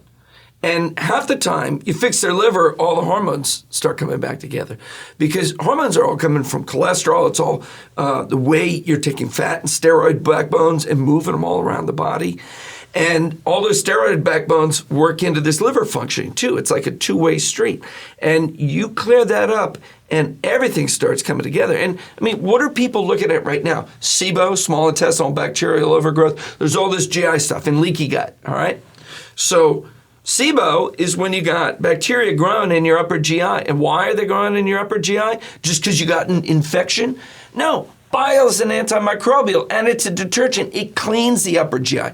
The upper small intestine's not supposed to have growth in it. It's a chemical processing plant, and the bile is there to wash that stuff down. So when you're chronically blocking bile, you're chronically allowing stuff to grow up into the upper GI.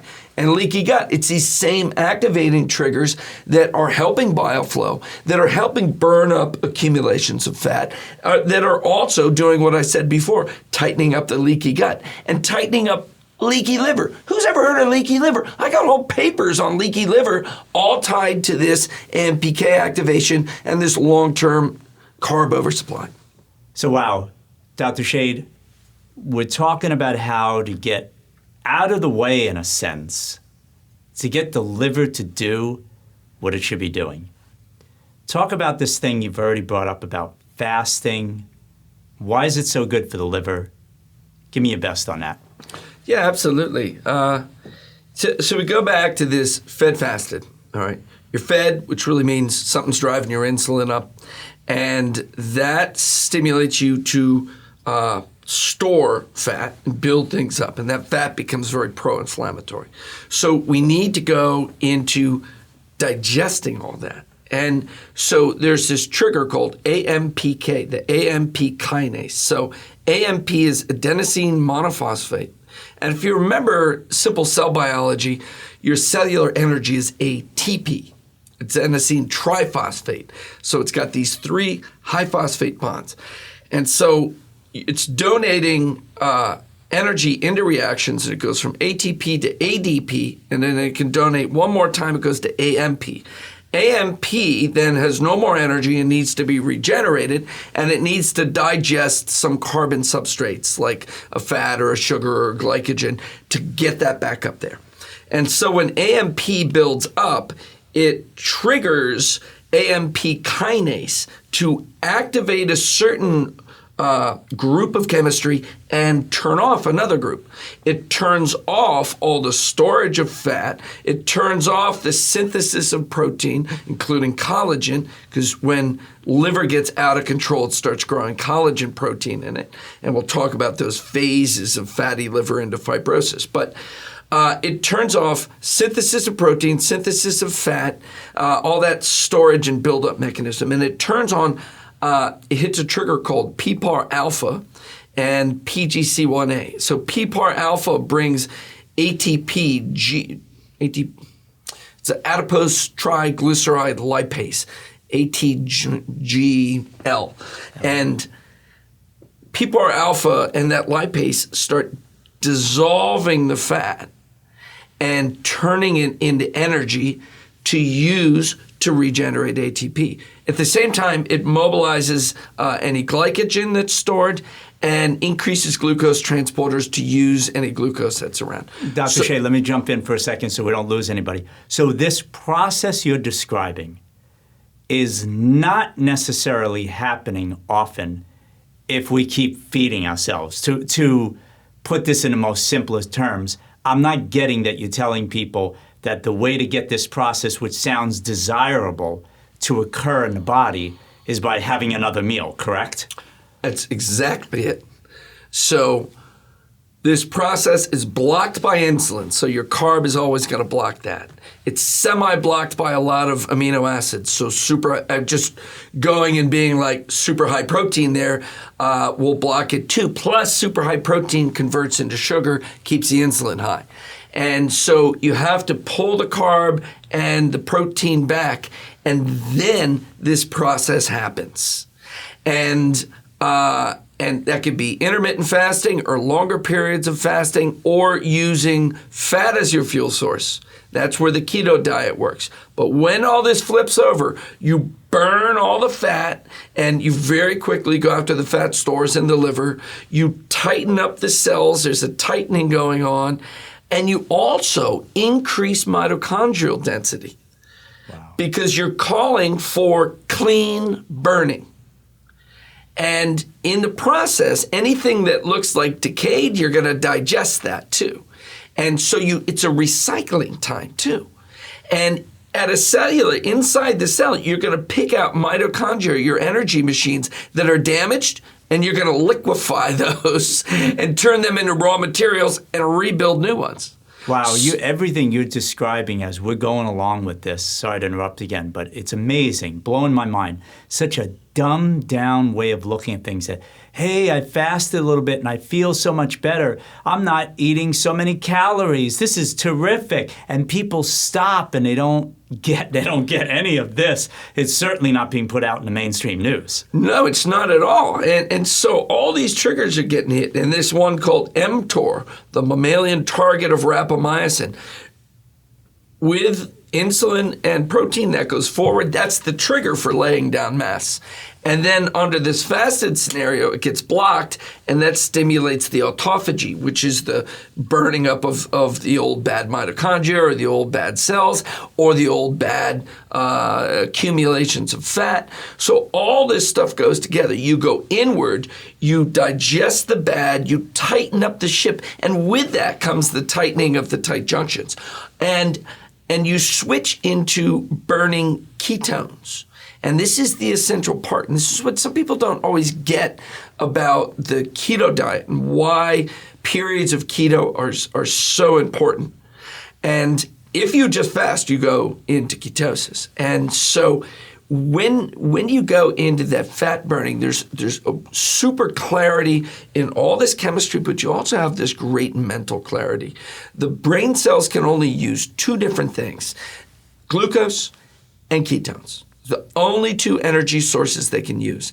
And you very easily, when you're starting to get metabolic disease, which means you're starting to get insulin resistance, and that's what happens with long-term carb. In fact, carb burning brings insulin resistance. It's in the long-term carb eating, you're building up fat, fat's creating inflammation, inflammation's creating insulin resistance.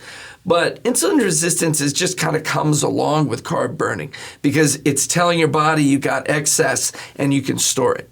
So as that insulin resistance grows in the body, it grows in the brain. And a lot of the cognitive decline and early Alzheimer's is what's called type 3 diabetes.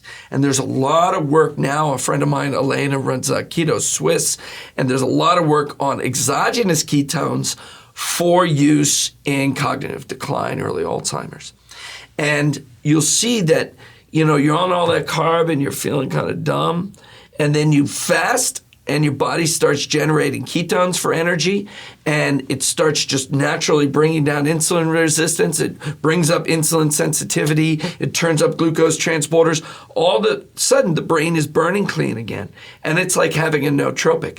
Clean burning makes you think super, super clean. Yeah, what you just described is so simple and easy to identify with. When someone has eaten a big meal, right? Mm-hmm. Which is usually so many carbs, or say they've had that big meal and on top of that they had dessert. And then they're sitting there, like you said so quickly, feeling like, I could just go to sleep, but I'm not really tired. I'm just drugged out. That's exactly what you're describing. And then the same thing we hear all the time on the other end about people who say they've eaten less and they have more energy and they can think more clearly.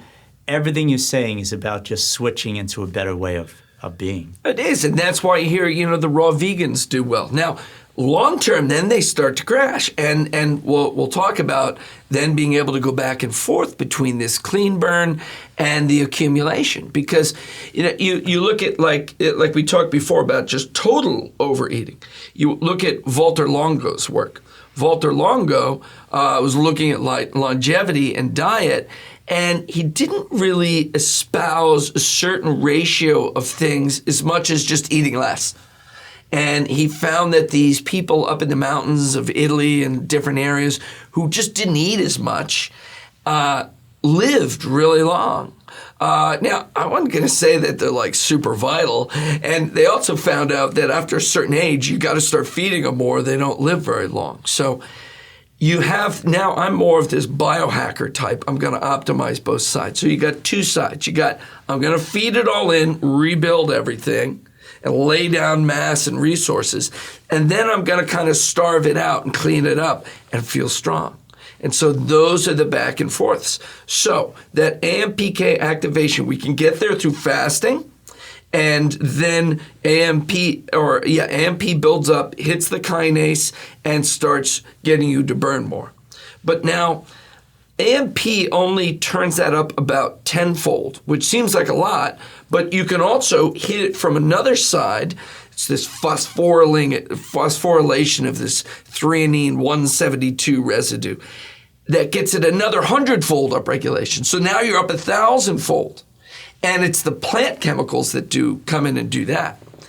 And in fact, even a lot of pharmaceuticals around diabetes are hitting these triggers, like metformin is directly an AMPK activator. Berberine, the natural form, is directly an AMPK activator. Resveratrol, lipoic acid. I know you had Bert Berkson on here. Lipoic acid is a very strong AMPK activator. So we're going to identify a lot of things that are AMPK activators, and if we get them on board with the holding back of the carbs, this process is going to happen a lot faster and better. And I said a lot of different plant chemicals do this. So we can either choose them or we can eat a lot of raw vegetables.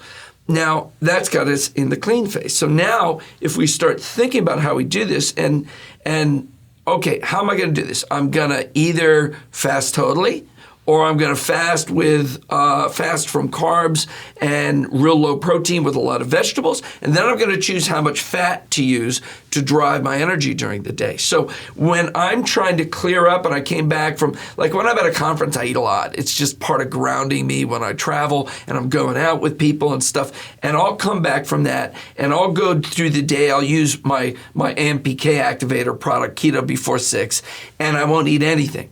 I'll drink a little coffee, I'll drink water, and do nothing until dinner. That's why I call it Keto Before 6. I clean all day, and then I recharge at night.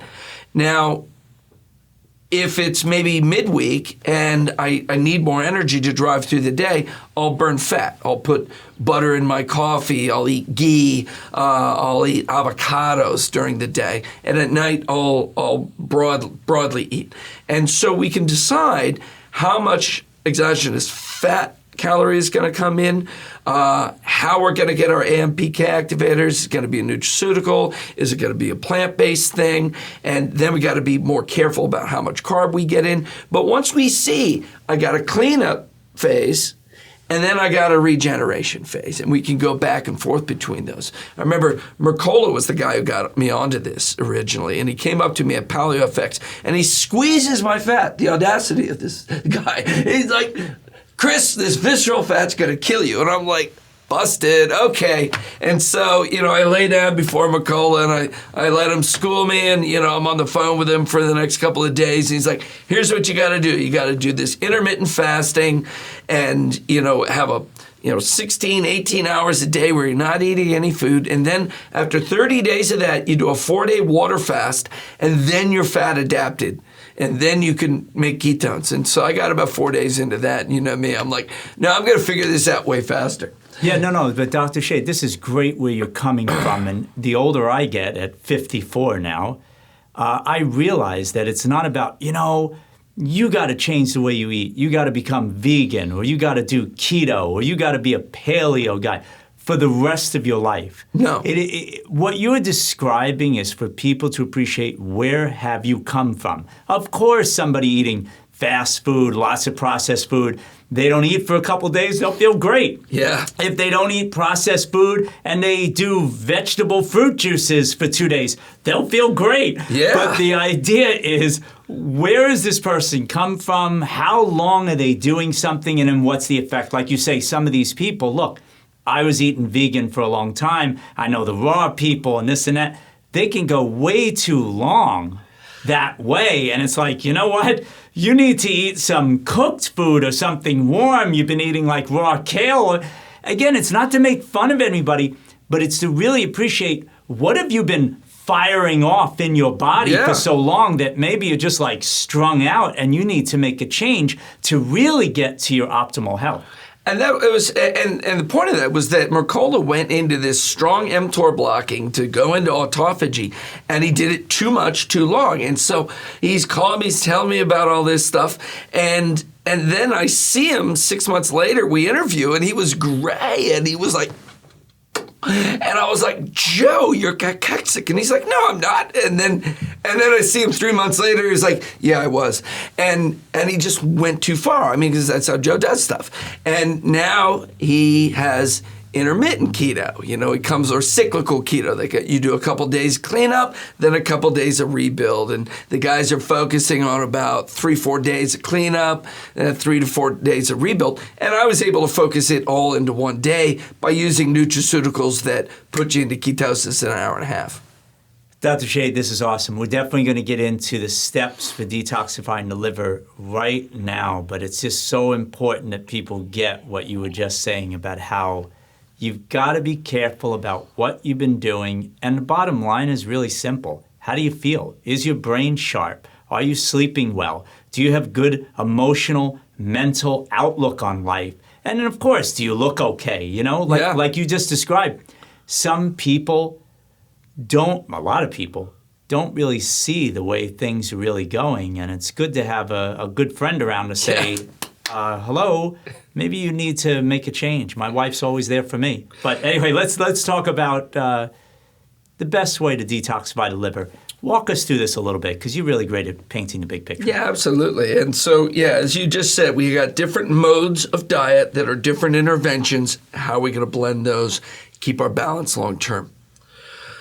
So how do we detoxify liver? Okay. And so we started by saying we have to couple bile flow to detoxification.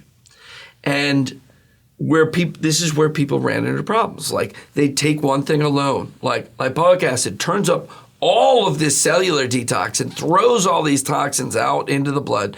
But if it's not coupled to bile flow and then binding, it just recirculates everything and people feel worse.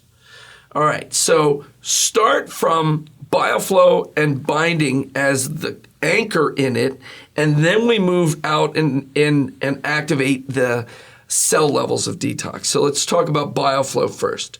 So the two main things for bile flow are bitter compounds. So this would be traditional bitters like Swedish bitters, German bitters, the cocktail bitters. These are usually plant extracts like gentian. Myrrh is underused in the West, but it's the main bitter detoxifier in Ayurveda.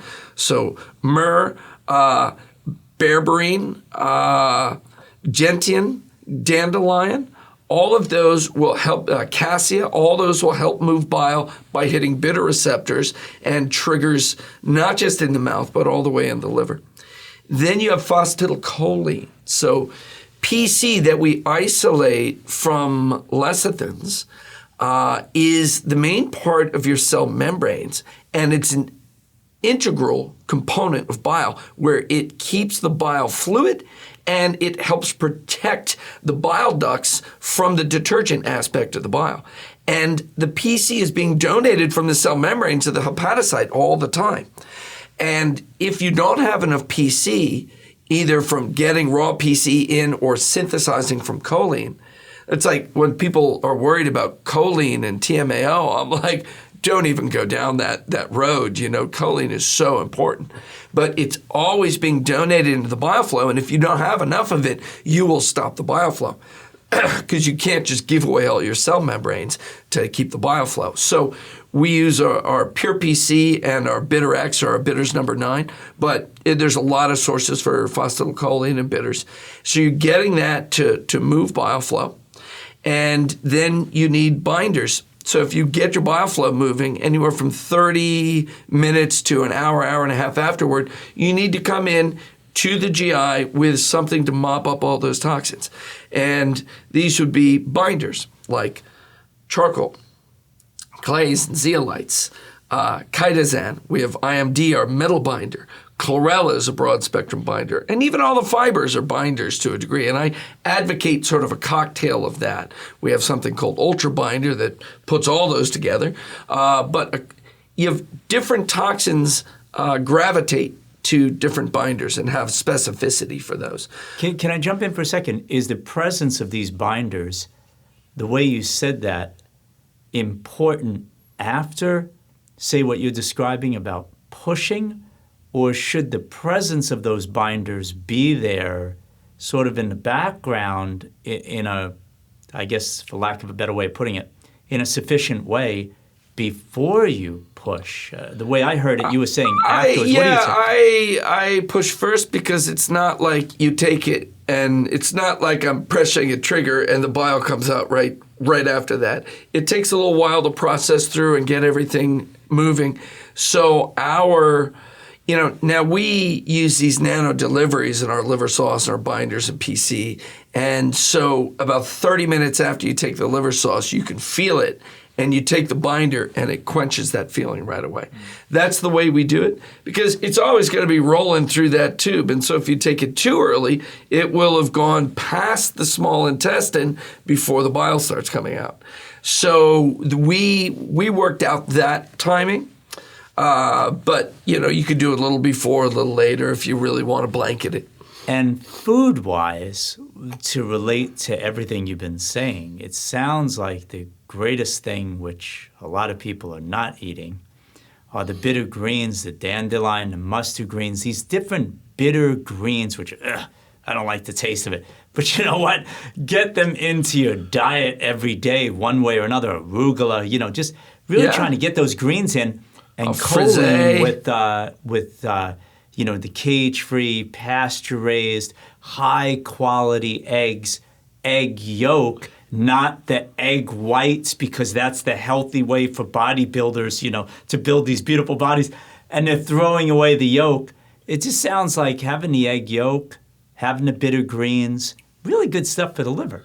Oh, fantastic stuff for the liver. And there's such a history of those bitter greens. I mean, in some places you can even get big bunches of dandelion greens that are real bitter. So we need, my wife Nadine always says, we need to get back to the bitter taste. We got so into sweet. I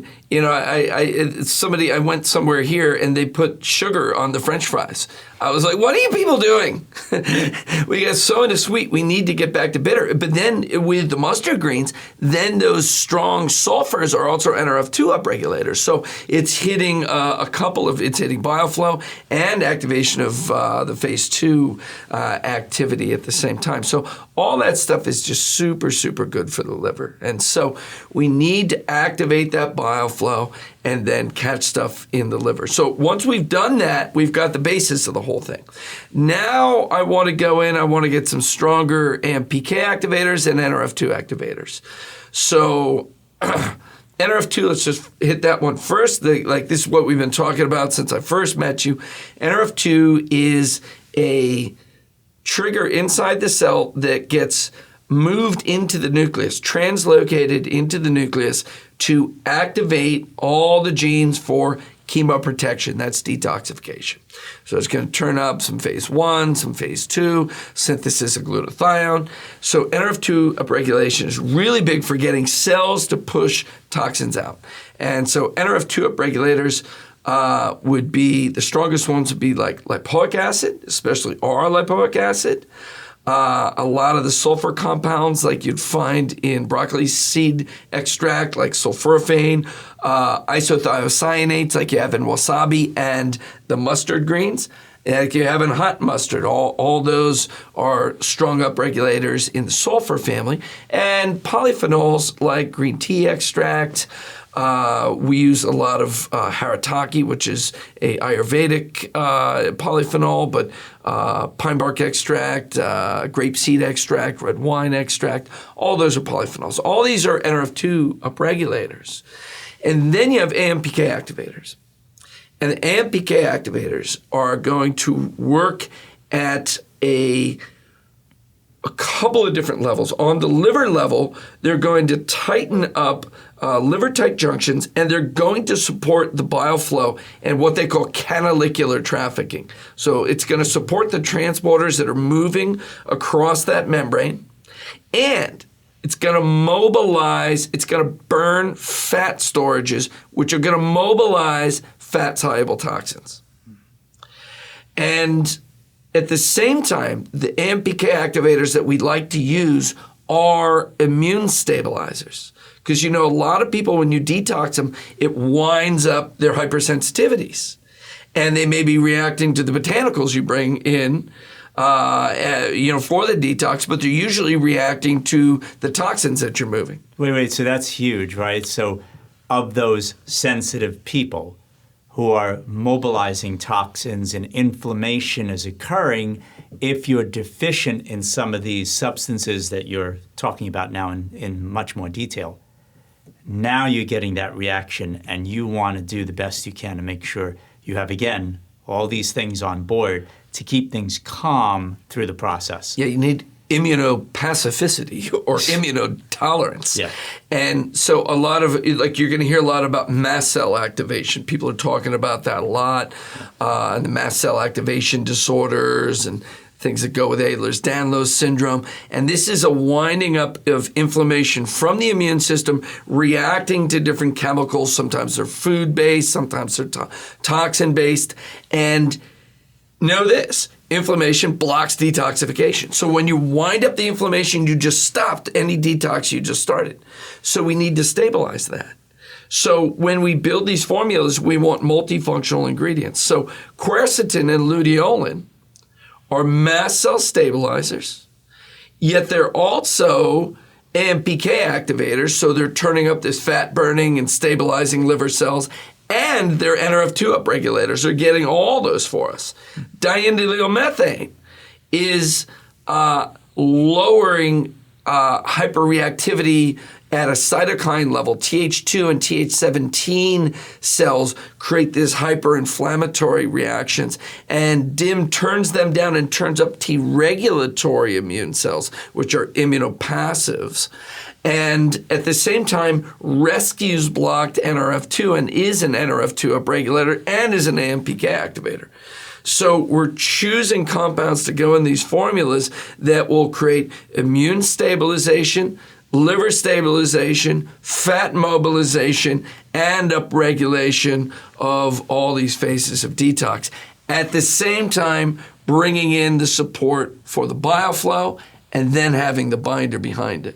So just for a moment, to jump in, if somebody's constipated, they have intestinal disorders on a practical level, Dr. Shade, everything you just described, go ahead, start taking these blends, start getting these substances in, start breaking down fat within the liver, start mobilizing these toxins, start binding them, start moving them out.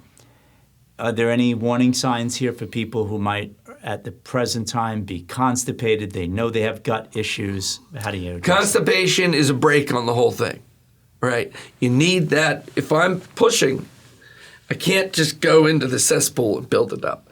And the whole system will start to lock back up when you're constipated. And so you have to get that flowing, and you're going to have to drink a ton of water, warm water better. You're going to have a lot of fiber. Don't be afraid to come in with Metamucil or psyllium fiber, acacia gums. And usually the thing that you titrate up and down to break the lock is magnesium oxide. Almost all magnesiums are non-constipating. Magnesium oxide, don't take it for anxiety because it doesn't absorb, but that is a big flusher. And so those are the things that we encourage people to use to get that regularity, and also high doses of vitamin C. In fact, so in the magnesium and the vitamin C, you're getting the cheapest forms you can because they act as laxatives. All right, so Dr. Shade, we're talking about supplements now for liver health. Give me what you got. What I got something called liver sauce. And so we'll talk about what ingredients really go into the best detox. And I'll just describe how I put one together.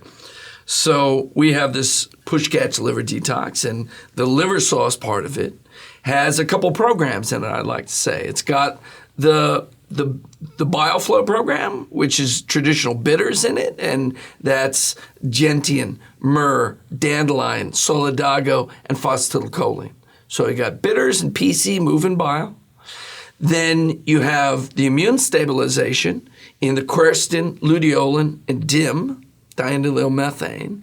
And then you've got NRF2 upregulation with lipoic acid being helped by DIM and by silymarin. So silymarin, ironically, I didn't talk about silymarin or milk thistle, one of the most famous of all the herbs for the liver. But silymarin kind of hits all these things. AMPK activator, it locks the bile transporters and the toxin transporters into the canalicular membrane, because they can actually, when they're under stress, pop out of the membrane, and they'll actually get internalized into the hepatocyte in like a little liposome. So silymarin's keeping that stable in there. It's activating AMPK. It's helping part of your immune system as well. So you got these multifunctional things. And then the whole bin together of AMPK activators that are putting you more into this fasting state is the quercetin, luteolin, DIM, lipoic acid, and milk thistle. All those are AMPK activators. So we had bile flow, we had NRF2 upregulation, we had immune stabilization, and AMPK activation. And those really represent some of the greatest supplements. But if you're doing something like lipoic acid, don't do that separate from having bile flow and binders on board, because that's where people have had a lot of really hard times with lipoic acid. Just to be clear, alpha lipoic acid is more of a pusher. You're going to be activating all the stuff, and if you don't have the stuff there to catch it, that's when you're getting into trouble, right? Yeah, and let's look at whole body detox on a microcosm, macrocosm level. So the cell, there's pushing out of the cell into what? Blood and lymph, right? Then there's filtration, pulling it into the liver, and then there's the push with the bile. So there's two pushes, actually. There's the push from the cell, and then there's the push from the liver. And lipoic acid is good at the push from the cell into the blood, but it's not so good at getting that bile flow going, and it certainly doesn't have the binding. And so lipoic is more of a cell level thing, even though it's so powerful in the liver. But we have to couple it to some of these bitter compounds to make it go all the way through from cell to blood to liver to GI, and then we need to couple it with the binders. Just out of curiosity, for those people concerned, they had their gallbladder out. It seems like, Western medicine, again, not to bash them, but it seems like they're so quick in many cases to say, you know what? Out with your gallbladder. It's okay. You can live without it. Are there issues with everything we've discussed if somebody doesn't have a gallbladder? No, it's a great question. And first, are they overzealous about pulling gallbladders out? Absolutely. There's a guy, Cheng Rwanda, MD at Texas Lifestyle Medicine in Houston. He ran 100 patients that he diagnosed with fatty liver using ultrasound and blood markers. He ran 100 of them on this detox with a little dietary intervention, just some intermittent fasting and extra magnesium. He got 82% of them resolved in 1 to 2 months. Wow. And gallstones either eliminated or reduced. One was 1 inch and cut almost in half in that time. So you can clear all the sludge, because what happens, you get this sludge and accumulation before you get the big stones. And they'll just take those out, and really you can clear those out. Wait, so Dr. Shade, this is amazing info. Is this a study that was published, the results? What I'm trying to get at is, we know that everything we're talking about here in the Fatty Liver Docu-class is a huge gap in everything you're talking about, which is grounded in research. I know a lot of what you're saying is well grounded in the research, and in that gap of getting into medical offices that doctors can actually read this stuff. Is this something that healthcare providers that are watching us right now, can they see these results that you just described? Yeah, well, we're putting them together for a publication. I have just his initial summary of the results. If you call into Quicksilver, we'll send that over to you. Well, I might have it online. It's definitely in some of my slides. And we're trying to get that all written up for publication. And again, every one of these people, conventionally speaking, would have clearly been on a path, you're saying, to, hey, just cut out the gallbladder and Yeah. everything will be okay, really. That's what Yeah. they would have been told. Yeah, exactly. That's what would have happened. And when they get too big, you gotta lose it. But if you haven't gotten all the way there, you can clear it back out, and you don't have to take the gallbladder out. Now, people who already had their gallbladders out, can they do this detox? Yes, they can. Now, one of the things this guy found is that with the people with no gallbladder, you have to move more slowly with the detox as you titrate up from low doses to high doses. And that's a key part of detox protocols is titration. And you have to move up more slowly with them. Now, is that because this bag called the gallbladder isn't there? No. So the gallbladder stores bile. Bile's being made and drained out of your liver all the time. It fills up with bile. And then when you have a bolus dose of food, it gives you a bolus dose of bile for the digestion. The reason that you have to go slower with them is why did they lose their gallbladder in the first place? It's usually because they have sluggish bile. They have a slow bile production out of the liver, and so you don't want to overwhelm that. You can turn up their bile flow, but not infinitely. And if we're at max and you can only make half the amount of bile as me, well, you're going to have a slightly different approach to your life. When you detox, you're going to go a little bit slower because your toxin transporters aren't as fast. Wow, I mean, people need to understand what you're just describing is go at your own speed. It isn't just a cliche. It's really getting connected to where are you at, how's your body functioning, and move that way and create this movement. You'll be okay, but if you don't have a gallbladder, understand what processes you have to deal with here. Yeah, because these are all transporters and they have rates. So you have a rate of pushing out of the cell into the blood, and you have a rate of clearing through the liver. And if your rate of clearance through the liver is slow, then you don't want to make the rate of dumping from the cells fast. You need to match those. Sounds like in a practical sense too, if you don't mind me adding, that someone without a gallbladder, tying back to everything you said right at the beginning is, no gallbladder and you overeat, that's a bad combination of anything for that matter, right? Oh, no. If you have no gallbladder, you have to eat small meals more regularly because you're based on the flow that's happening. You can't store and release. So no big fatty meals, and you have to be more careful with how you take in fat. You got to know yourself. And how do you judge these titrations and these doses? You do it by how you feel. And a lot of people who are taking vitamin C, which you kind of mentioned for a moment, vitamin D, quercetin, they're taking these kind of supplements.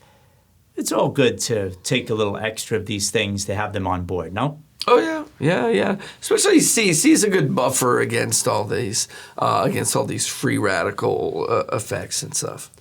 So at the beginning, we mentioned stress, in which I imagine from most of what you were describing, mental, emotional stress, really not a good thing on liver function.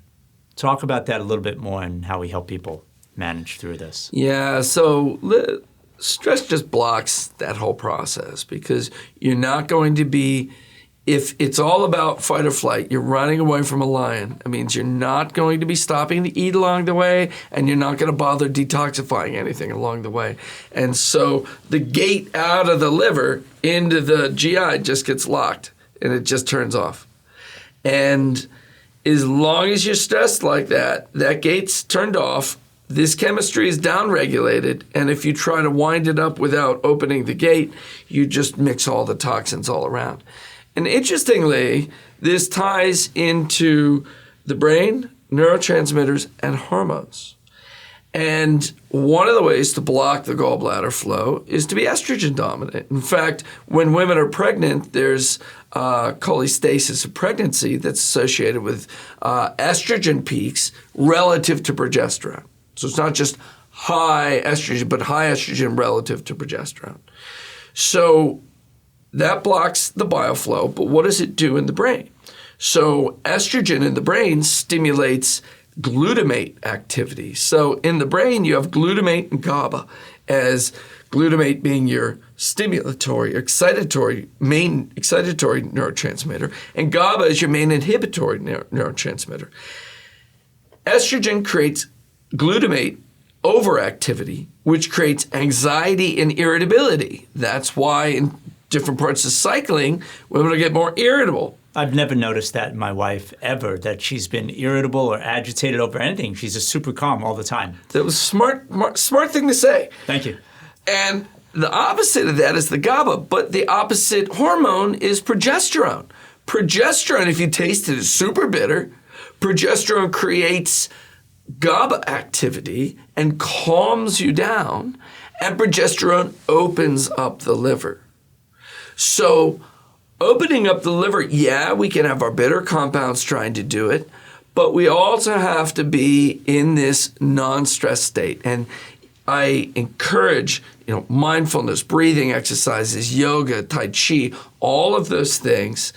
But chemically, you can use CBD and GABA to help reset those switches. In fact, both of those created a space for me to detox very difficult cases like autism cases. Autism cases have neuroinflammation. Neuroinflammation is this bad interaction between the immune system and the neurons in the brain, and it shifts the body over into sympathetic. So whether a toxin that does that, like mercury, like mold toxins, like endotoxin from leaky gut, all those do that, and they block the liver. Or if you're just in a stress thing where you're doing that and you're blocking the liver, you need something to reset that. And CBD and GABA are so good at resetting those switches and giving you an opening in which you can go in and detoxify. Yeah, and what you're describing on a practical level, if the person is in that state, it's very hard to have communication with that person. If a parent's trying to help a child and I don't want to hear anything, they're not open, like you keep describing. Yeah. To be in that state, to get into that parasympathetic state and to be more open and ready to receive, now you can really work with yourself to get healthier and healthier at a faster rate in a very natural way. This is not the CBD. It's not about a person walking around high all day, right? Just to be clear. Oh, no. CBD is non-psychoactive, but it has effects on the immune system and very quickly brings that neurotransmitter balance back into play. But I'm so glad that you said it that way, that people aren't open to talking when they're in that space. They're not open to so much about themselves. And this is the core beauty of the message of detoxification, is that underneath it all, you are perfect, godlike being. You have this natural vitality that wants to come out of you, and your mind has a natural openness and a natural communication, and it wants to be part of the one. It wants to be part of the social situation. And things go in and block you and create these micro contractions, and you start wrapping around all of this and you start relating more to the dysfunction and more to the thing that's blocking you and less to the people around you, and you start blaming your inner discomfort on them, and it alienates you from the nurturing world around you. And even on an immune level, you start alienating yourself from the nurturing food, and you start accepting infections and negativity. And when we open to the gesture of detoxification, we're opening our mind to this, we're opening our cells, we're opening our liver, and we're unburdening ourselves from this chemistry that's locking things in, and we're unburdening ourselves from the emotional states that we've wrapped around those contractions, and we're opening ourselves on the deepest level that you allow yourselves to be open on, and that's why this is a core process. Awesome information, Dr. Shade. This one conversation should have everybody appreciating the importance of detoxification like no other conversation. Thank you so much for being part of this event. You're welcome. Don't forget to watch today the other video on this page, which features Dr. Tom O'Brien talking about how certain foods we eat can increase the risk of liver disease and, of course, If you'd like to own a copy of the Fatty Liver DocuClass plus all the other bonuses, simply click the link below and choose the package that best fits your needs.